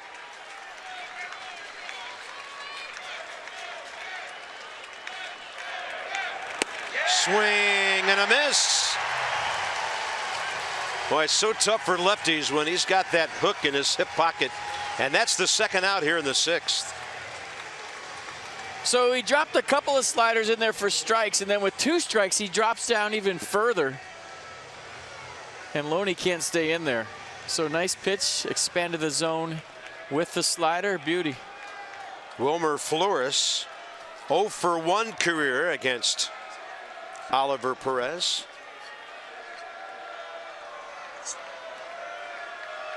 Who spent 5 years of his career as a Met. That's in there. Cutting its way to the inside edge.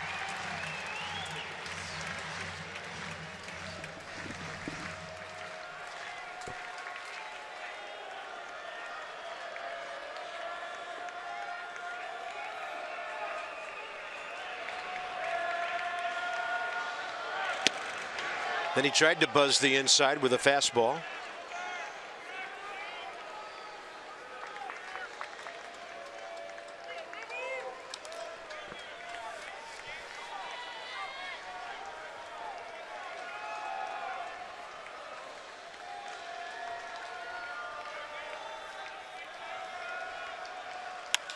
In the air to center.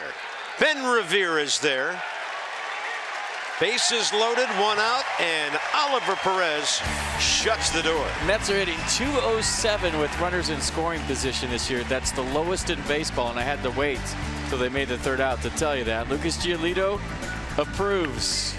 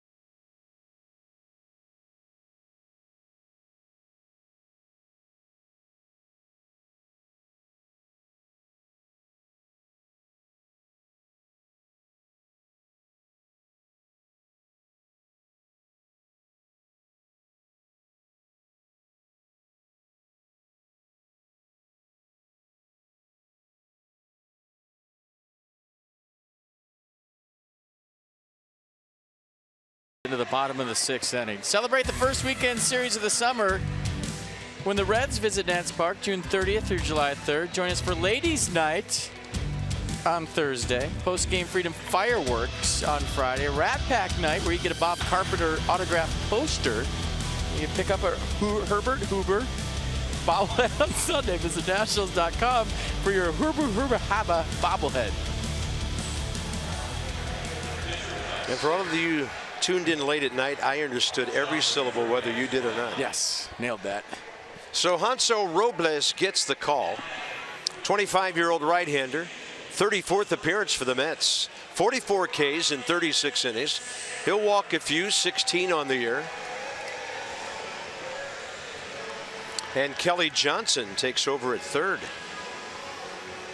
Terry Collins has one non-catcher left in his dugout, and that's infielder Matt Reynolds.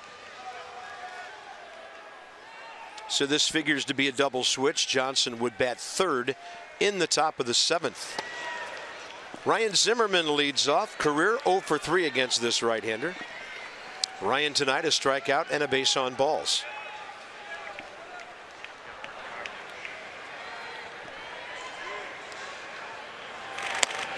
Breaking ball catches the front corner of the plate on its way to the outer part.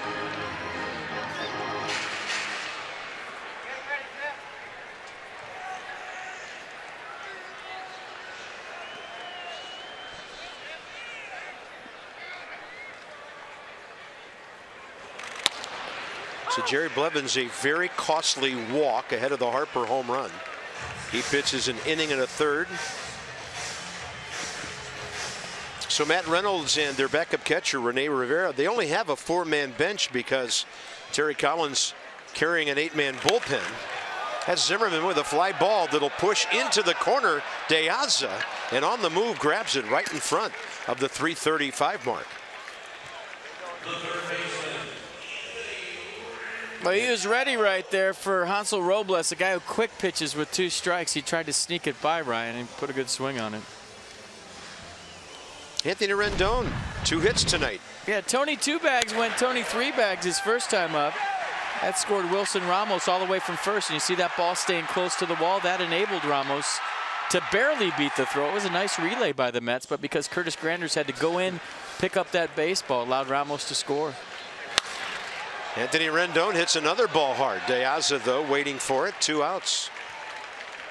With more on Danny, here's Dan.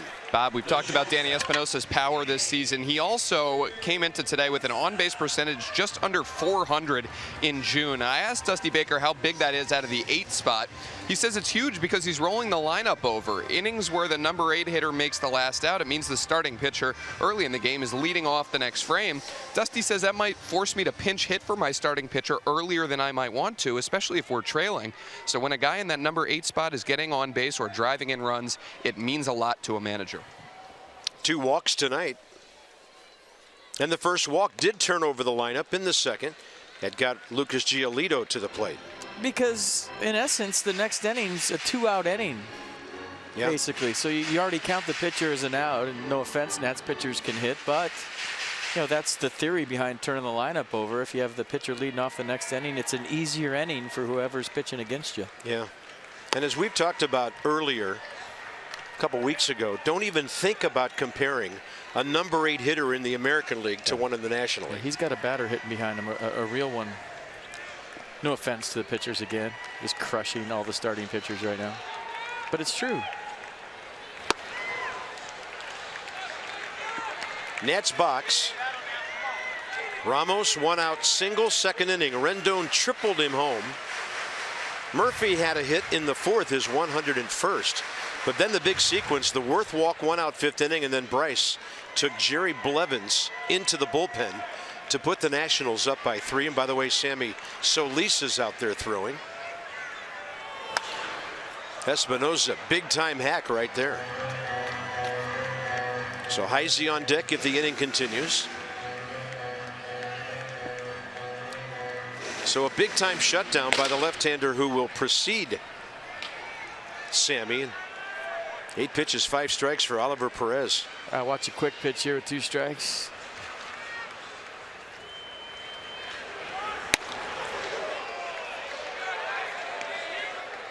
Can I watch it here again with 2 strikes?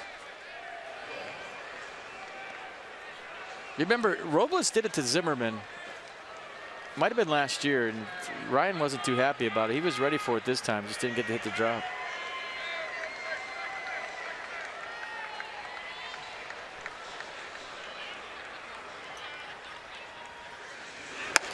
Three and 2. Danny Espinosa has 26 walks this year. So his on-base percentage is over .330 now.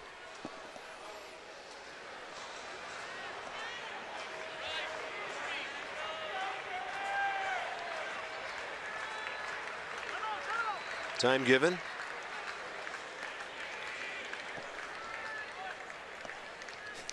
That is not a stat we used to associate with Danny Espinosa, but we are now.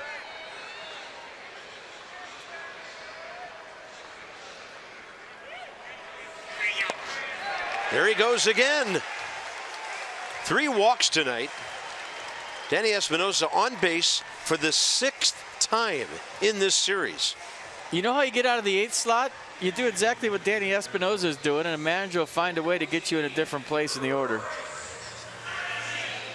I mean, you walk, you get hits. We know about the power and the taters, but you start getting on base consistently, a manager can look at that and say, hey, I could use that guy in another spot in the order. Even though he's valuable in the 8th spot, you know, Espinosa can run. He might find himself hitting higher here. I don't know where or when, but he keeps doing what he's doing. That's how you get out of jail, so to speak. And a lot of hitters call the 8th spot jail. Yeah, so right now his on-base percentage about 30 points higher this year than his career coming in. It's better than the 10th spot. Chris Heisey now.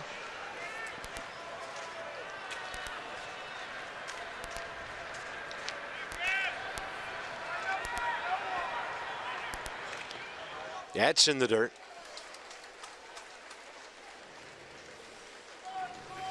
So the Mets, the only team against whom Danny Espinosa has walked 3 times in a game. 5 years ago and then again tonight. So you guys look out in the year 2021. He's going to do it again. He might do it a few more times this year. Well, when you talk about it, Carp, I think he's learning how to hit 8th, meaning take your walks when they're there. Don't expand the zone. I know he was frustrated in April because he had never really hit there consistently, but you know, he's learning the craft, so to speak, of hitting in that position. If you're going to walk me, I'm going to take my walks. You're not going to get 3-2 fastballs. So he's learning as he goes what teams are going to do to him in certain counts and in certain situations. 2-0.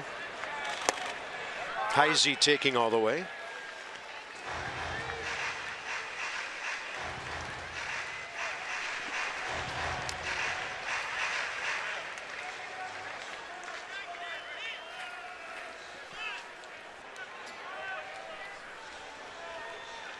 Two-one pitch, a lot of room up the middle.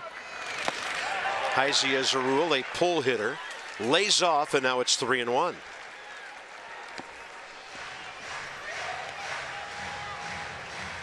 To the top of the order in a moment, Ben Revere. See if Dusty starts Danny Espinosa here in a 3-1 count. Doesn't wait till it gets to 3-2. It's a good count to run on, especially pinch hitter. He's going to be all systems go right here. Maybe you're betting on a gapper to score him from first. See.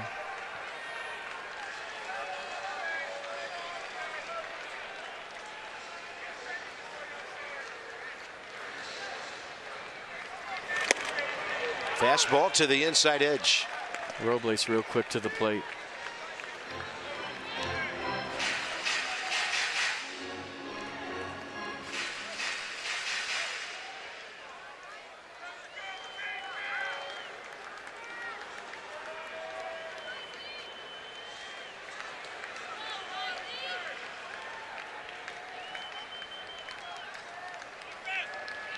Off and running is Espinosa, and Heisey called out on strikes. So the previous pitch inside edge, that one outside edge. Into the 7th now, 3-0 Washington.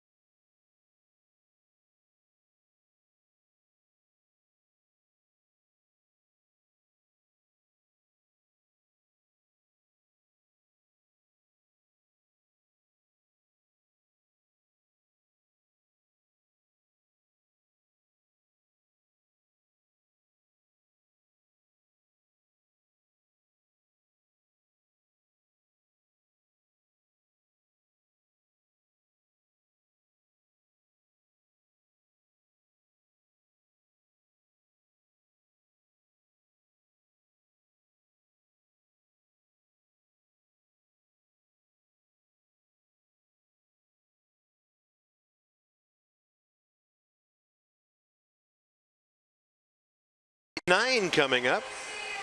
Not only in innings, but for the Mets. Let's have a look at the bullpen. Last 8 ball games. ERA under a run and a half. And the opponent's hitting under 260, keeping it in the yard, not walking guys. And they continue to retain that outstanding strikeout to walk ratio. I mean, that's better than outstanding. It's borderline incredible. Oh, you look at it, a big reason why. And Sammy Solis, there's the Arsenal fastball averaging 94, curveball 80, occasional changeup at 85, 86, 21st appearance. Look at the ERA, 1.46. An opponent's hitting just 153 off the Nets left-hander out of the bullpen.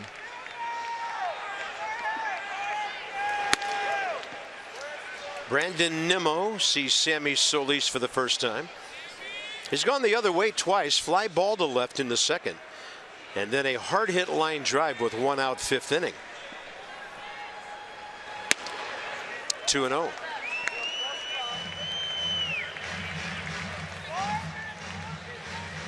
Yeah, Sammy right in the middle of all that with a 1.46 ERA this year in 20 appearances. Just 1 out under 25 innings. That's right in there. Sammy Solis does what I think every reliever in baseball should do. Get it and throw it. He has a tremendous work rate. Doesn't mess around. Give me a sign. Let's do this. Out to short. Danny Espinosa scoops and fires. Potomac Nationals still at the Fitz. They continue a 3-game series tomorrow night against the Winston-Salem Dash. So look for $2 hot dogs, general admission tickets on the 28th, summer camp daycare day on the 29th. So the $2 hot dogs were tonight. Sorry. To join the party at the Fitz, 703-590-2311 or PotomacNationals.com. Yesterday was National Sunglasses Day, not today. But in Jonathan Papelbon's world, it's 75 and sunny every single day, no matter what time it is. It's a good look. Solis on the comebacker. Hot one hopper from Travis d'Arnaud. 2 outs.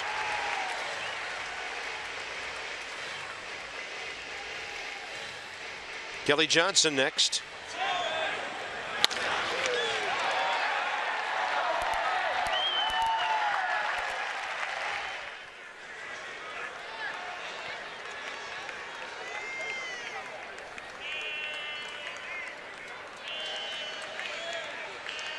Solis and Johnson matching for the first time. That's perfect to the outside edge.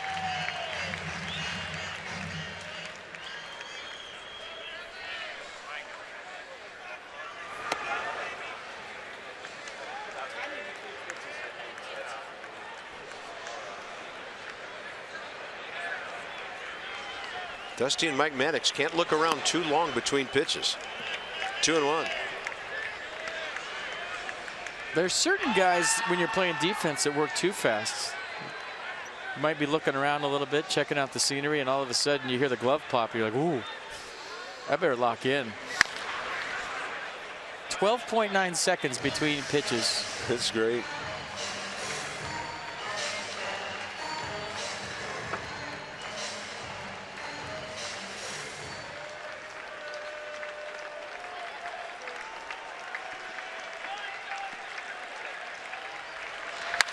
That ball rocked into right field. For the Mets, their 5th base hit tonight. Top of the order, Alejandro De Aza. I guess some of the Mets guys were talking earlier that Curtis Granderson was having a hard time getting loose out of the second rain delay. He's 35 years of age, and they got Alejandro out there to replace him. Fly ball to center his first time up. Prior to the Mets putting 3 men aboard against Yusmeiro Petit, and then the sequence of the night for the bullpen was Perez striking out Loney and getting Flores to fly out. End of threat.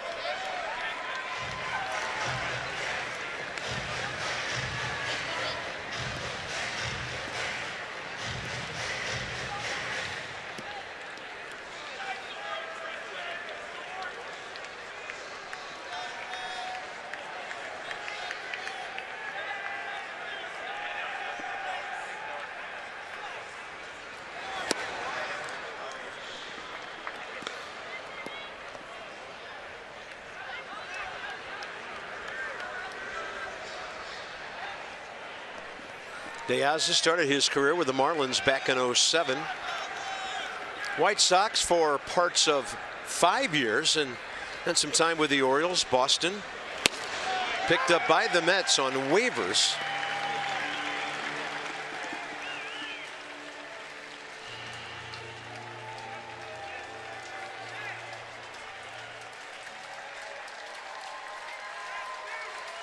And also some time down the stretch with the Giants last year.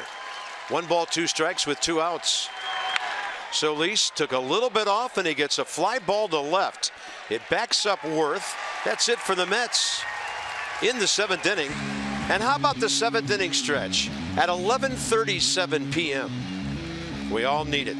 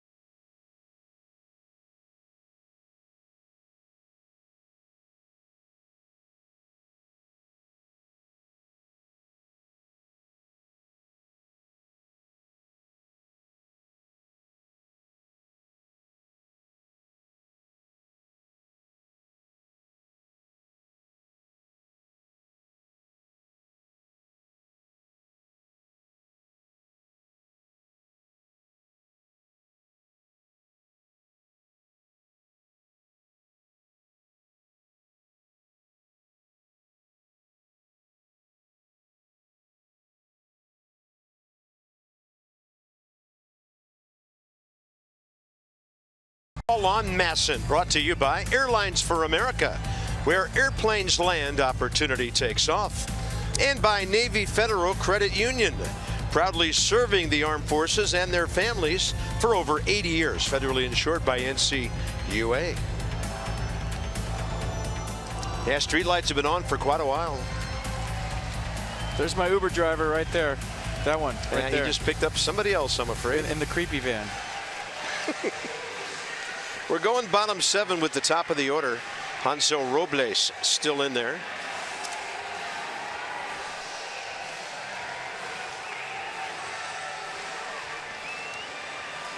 Nats trying to win the series tonight. And then you've got Max Scherzer set to go tomorrow night. Let's go inside some numbers with Jeep here. So the Cubs, unbelievable run differential. They were on a crazy 400-plus pace there for a while. That wouldn't last. But the Nats are second. 5 over St. Louis, the Giants, the Dodgers on that list. All brought to you by Jeep. All that matters is outscoring your opponents. The bottom line, there are different ways to get there. And it's kind of interesting that in this series, the Nats have done it with singles, doubles, 1 triple, and 1 home run. Cubs just scored to go ahead of the Reds 3-2 in the 15th inning.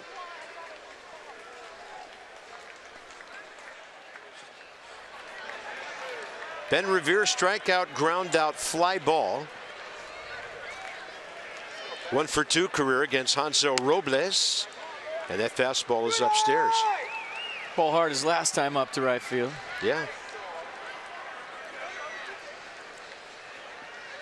On the grass at third, Kelly Johnson.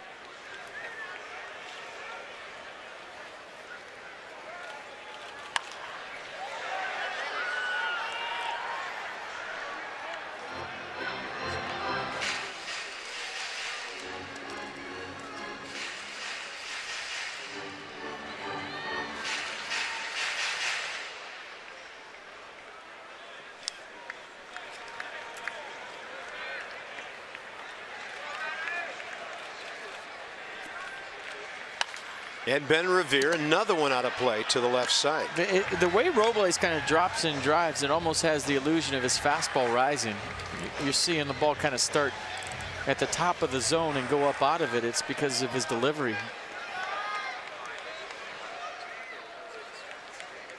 Guy got to really look for the lower half of the zone down guy. 1-2, and Revere rips it to left. Nimmo going back and waiting. 1 out, bottom 7.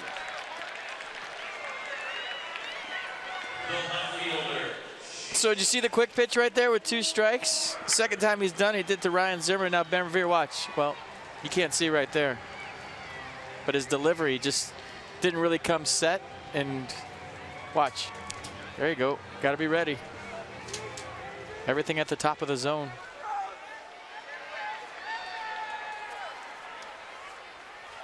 Jason Worth 0 for 1, on base twice with walks. A run scored.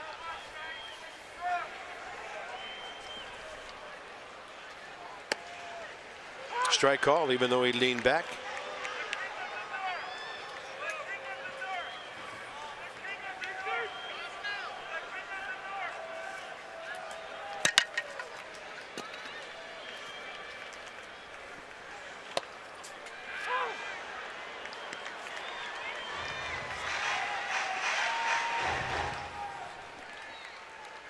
Well, quite a low liner out of the ballpark to right field last time for Bryce Harper.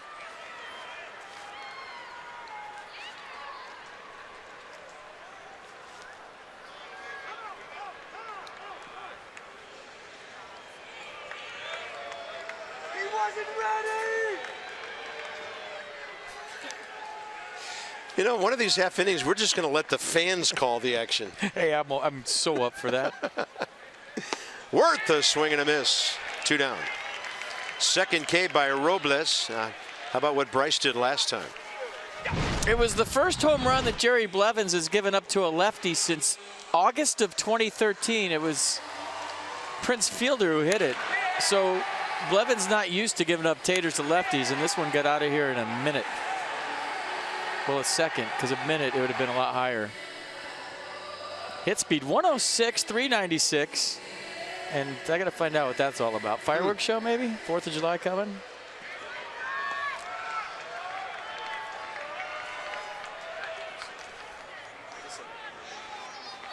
Harper rips another one. This one shorter and over in the corner. De Aza can't get it. And Bryce will pull into second with another extra base hit. So 6 total bases for Harper tonight. Starting to drive the ball. Well, the way Bryce has been getting robbed lately, I bet you half thought this was going to get caught. Didn't square it up like he did the last one, but De Aza had a beat on it, and you thought he was going to dive and catch it. Bryce Harper still gets a 2-out double. Nice swing. So things kind of change. You see the balance in the last 2 swings dating back to last night. Bryce Harper has figured something out.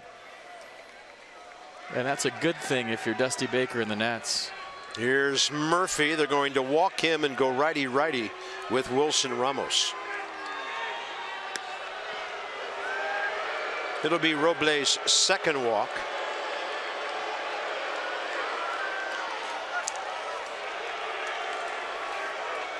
So the first time these ex-teammates see each other, one gets walked. See that? They tried to pick off Bryce at second base. Robles is full of tricks. Watch this. Quick pitches to home, and watch this. Bryce looking down. Got back easily. That'll get your heart rate going.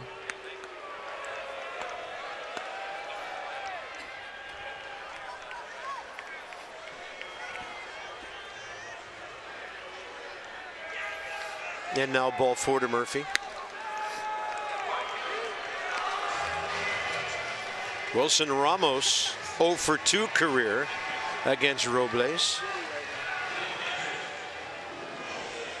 Robles saw Bryce looking down and decided he was going to pick him off. I'm sorry, I just think this is funny. Bryce, heads up, back. I bet you Bob Henley had something to do with that. He probably screaming his lungs out right there. With nobody here at the ballpark, Bryce hurt him. It's a good thing he was only one step off of the bag. It's a heads-up play by Robles. You got to give him some. You saw Bryce looking down. Wilson Ramos, an unlucky 1 for 3. Line drive up the middle. Ball driven to the gap, caught up against the scoreboard, and then an absolute laser right at Cespedes in center last time up.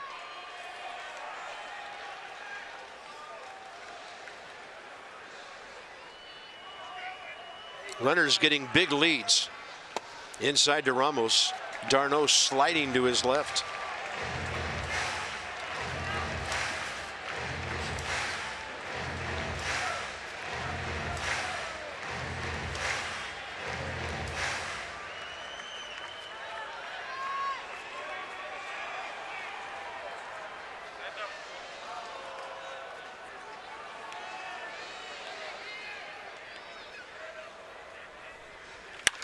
Ramos to center.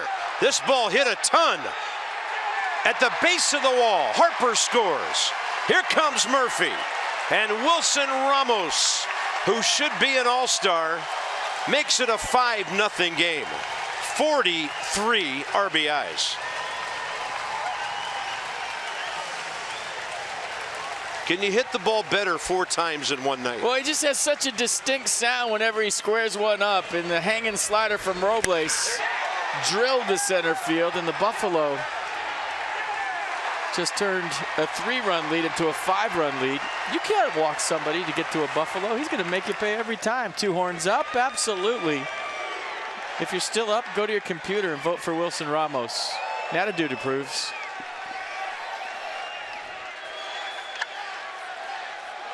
Ryan Zimmerman next. First batter Robles faced to start last inning, and he gets unlucky. That ball was labeled for center field, and Robles is down. Deflected off of him to Neil Walker on a 1-4-3.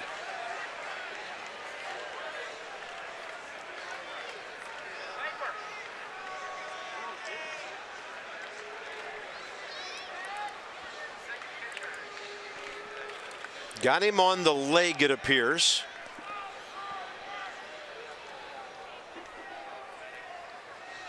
Ryan Zimmerman walks over near the mound to check on an opponent. Classy move. They're going to help Robles to his feet. It's a classy move by Ryan. Unlucky not to get a hit. We hope Robles is okay, and the Nats certainly are. 5-run lead.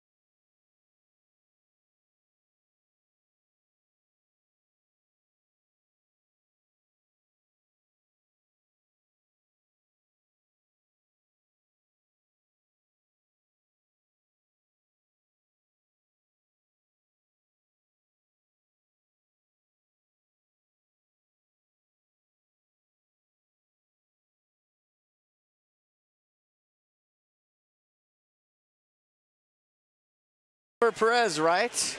All kinds of traffic out there on the bases. They're loaded with 1 out. He gets James Loney on the 3rd slider he would throw him. And then Wilmer Flores to pop up. And before that, the Mets were hitting 207 with runners in scoring position. You got to figure that went down a little bit. That's the lowest in baseball by a lot. Wilson Ramos coming through again. Getting ready to catch a second inning by Sammy Solis here. And a fastball that just misses to Asdrubal Cabrera. Cabrera, the double that got that would-be rally going last time. Counts even, 1-1.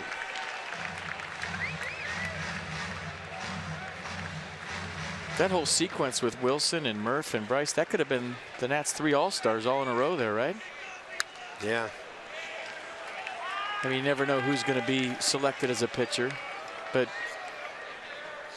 Bryce with the double, Murphy with the intentional walk, and then the Buffalo with the double.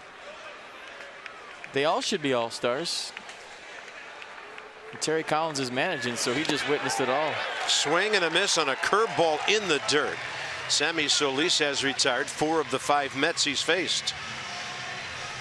Time for Toyota Case for Kids. Well, it's past time, but we'll just read it right now. The Washington area Toyota dealers want to help children and their families by making a $37 donation to the Children's Inn at NIH for every K by a Nats pitcher this season.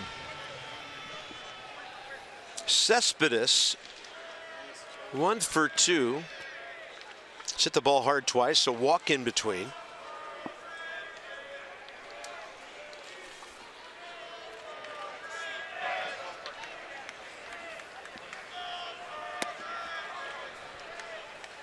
Oh for 1 against Sammy.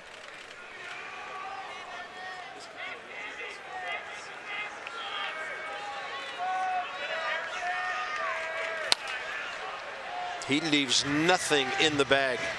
1-1 on a big swing. Nah, it doesn't get cheated. Big power zone. You don't see a lot of right-handed batters with a power zone down and in like that. Good low ball hitter. Good bad ball hitter.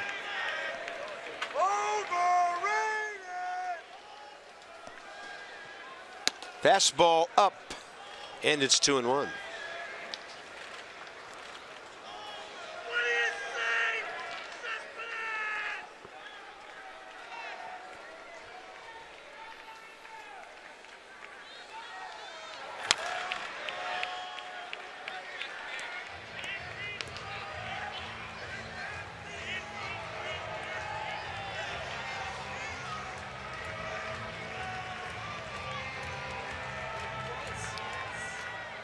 He doesn't have as much accessories since the last time we visited the Mets. 2-2. I mean, this will be out of play. The neon sleeve. He had a bunch of wrist bracelets on. He had a neon necklace. Yeah. Then he had an elbow guard that had a big 52 on it. So he's downsizing as the season goes on. They try and play a little lighter. Still got great numbers, having a great year.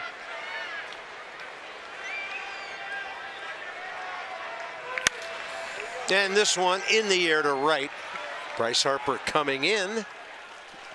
2 outs in the 8th. Spend this summer here at the ballpark with us. A Summer Saver Pack gets you 1 game free when you buy 3 regular season games. Some restrictions do apply. Visit nationals.com/summer for all the details.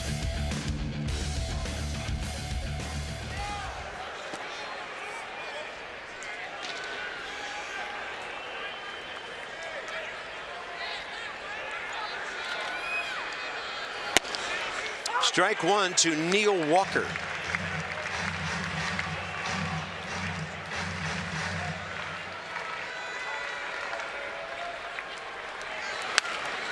I was keeping my scorecard all neat to give to Lucas after the game. And then I forgot about it during the rain delay, and it's just awful the second half. So I apologize to Lucas in advance. I forgot. Boy, is that going to ruin his night or what? I'm sure yours is pristine like it always is. No, I did get rain on it. I'm good. But I've just gone straight slop here the last 3 innings. I'll tighten it up. My bad. 1-2 to Walker.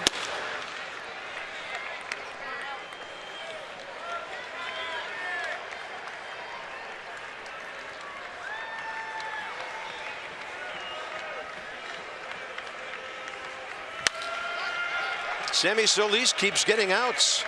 Murphy under this one. to the bottom of the 8th. 7-8-9 coming up for the Nationals, who lead by 5.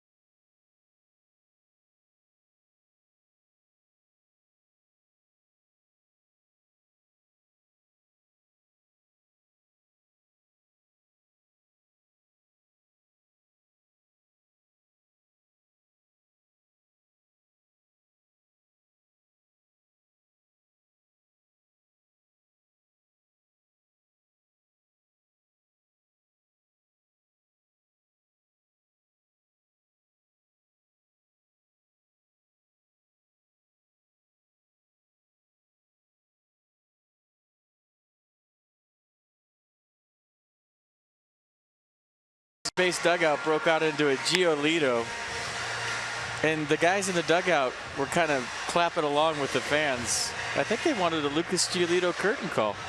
It's pretty cool, actually. The fans that stuck around cheering for Lucas. He's going to enjoy every moment of this until the last out's made.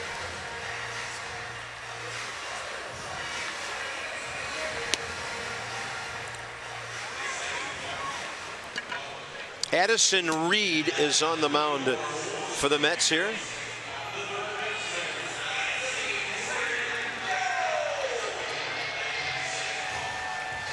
'27-year-old right-hander. And for the Mets, it's his 38th appearance, .257 the ERA. 40 Ks in 35 innings. Fastball throws 78% of the time, averages 92. Slider touches a changeup every once in a while. Fastball has a little cut action to it.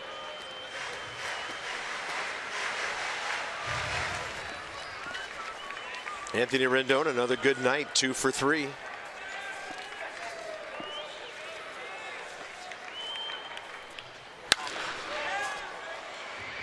And against Addison Reed, 0 for 4 career. Midnight at the ballpark. Worth every second to get a series win here and to have witnessed what we saw from Lucas Giolito earlier. And we're in tomorrow with you because we're on the West Coast, so same day rule. Swing and a miss, and that's the out. Wednesday night, it's Max Scherzer. 8-5. 3-3 career against the Mets, 138 strikeouts, second in all of baseball. And we'll have Nats Extra for you starting at 6:30 as always. First pitch, 7:05.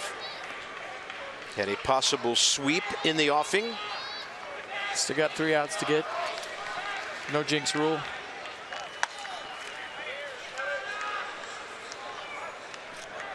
Logan Verrett, and he has stepped out of the bullpen when needed to make some starts for them this year. It'll be his 5th start, 21st appearance.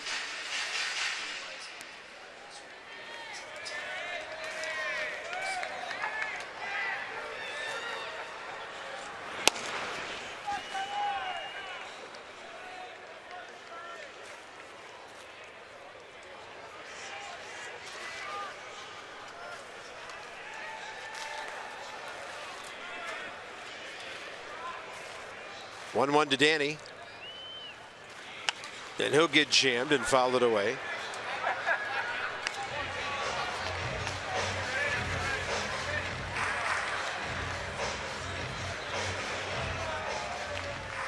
Nationals getting good bullpen work tonight. Stephen Drew on deck to hit for Sammy Solis. 1 hit, no runs, 1 strikeout in 2 innings.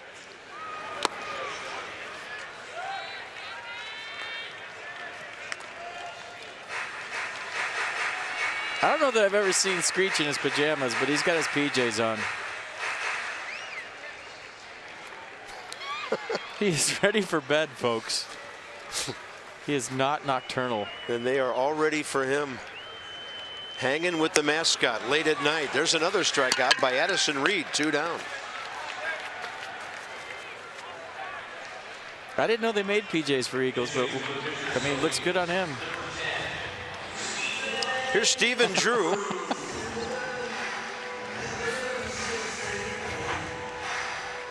Screech is a character, isn't he, Bob? You're right, he is a character.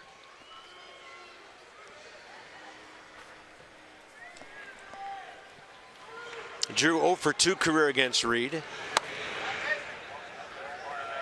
Both former Diamondbacks, but did not play together. So either Joe Kelly, pardon me, Sean Kelly, or Matt Belisle to finish things off here.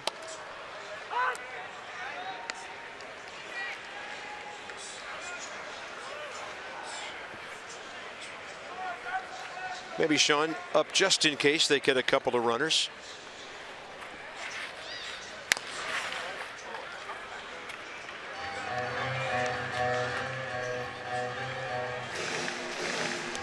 No, Stephen Drew having a fine year. 240 overall.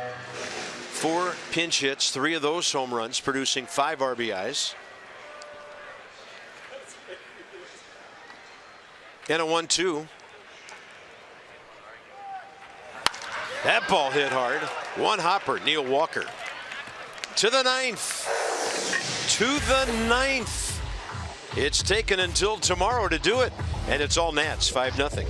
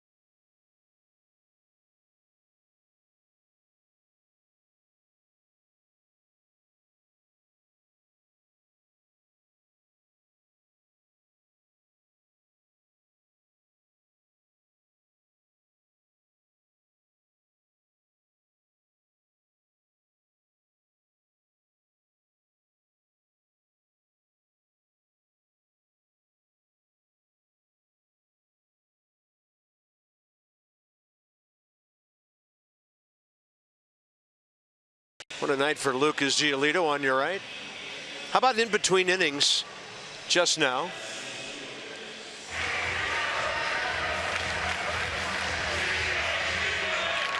Isn't that great? Yeah, the guys were getting into it on the bench too. Look, you could see the hands kind of sticking up over the dugout. Jose Lobaton was clapping along. Gio is chatting next to him. Tell him, hey, they want a curtain call. Having fun with the new guy. I like it.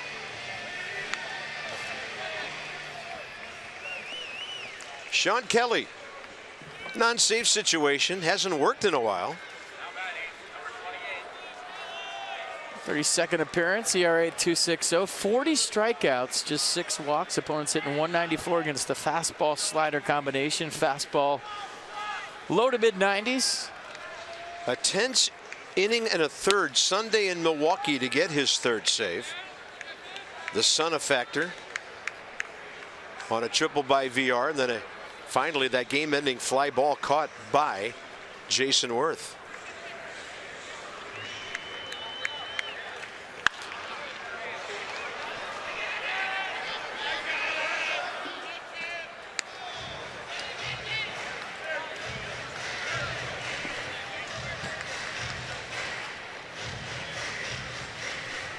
Infielder Matt Reynolds on deck to hit for the pitcher.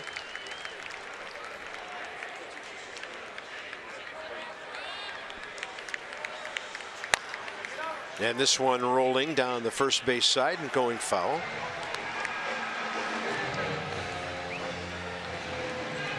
You know I always have crazy rule changes, right? Uh-oh. Yeah. I feel like if a pitcher leaves a game after 4 innings and it's a rain delay, and he can't come back because the rain delay is too long, and he leaves with the lead, that he should get the win because he was the most effective pitcher and he has no control over the weather. And that should be a new scorekeeping rule. Just saying. I think you judges. No? Thumbs down? I mean, why not? He had no control over the weather tonight. He was the most effective pitcher in this game besides Sammy Solis. Just saying. I don't know. I think you should meet with the commissioner's staff in New York and take all of your ideas up there the next time the Nats play the Mets. This might be the most realistic of your proposals so far. I kind of like it. Due actually. to weather. That's it. I mean, if you go 4 and the manager yanks you because you're starting to lose it and you leave with the lead, you know, it's about the team winning and not you. No, sorry. But if the tarp's on the field and there's a rain delay that kicks you out of the game, basically, because it's too long, you should get the win. Just saying. I mean, it's not up there with my only 10 throw over rule, or the catcher can only go out to the mound 3 times during a game.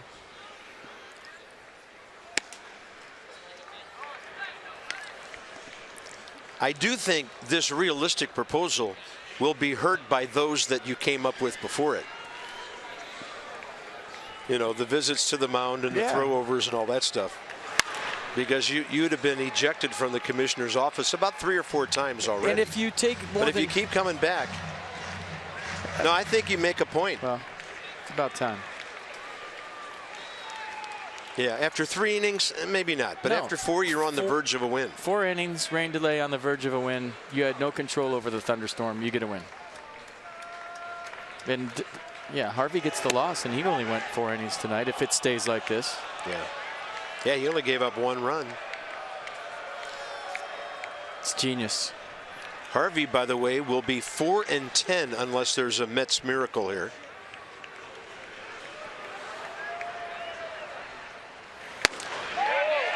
Reynolds couldn't stop. Marquez says it's a strike, and the count's 2-2.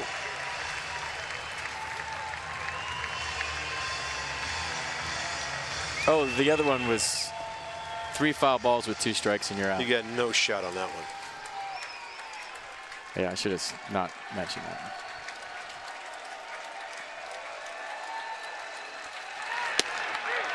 Strike 3 call. Perfect pitch. Chris Guccione thought about it for a second. Reynolds didn't like it. 2 outs in the 9th. Now, you've been sitting here as long as everybody has. You know, as a hitter in a 5-0 game, that the strike zone might get a little bit bigger late. Pretty good frame by Wilson Ramos and a great pitch by Sean Kelly. That was paint. And for the Mets, it's Brandon Nimmo, the rookie.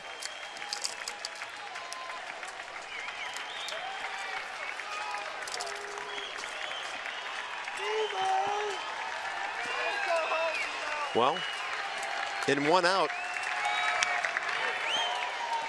look who would suddenly have a 3-game winning streak after all the adversity just a few days ago. Nimmo 1 for 3 tonight.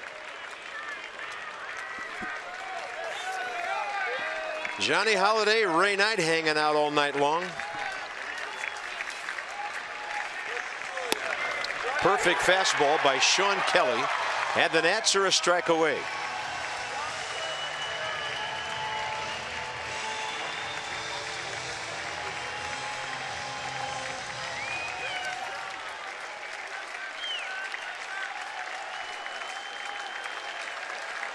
0-2 in the dirt.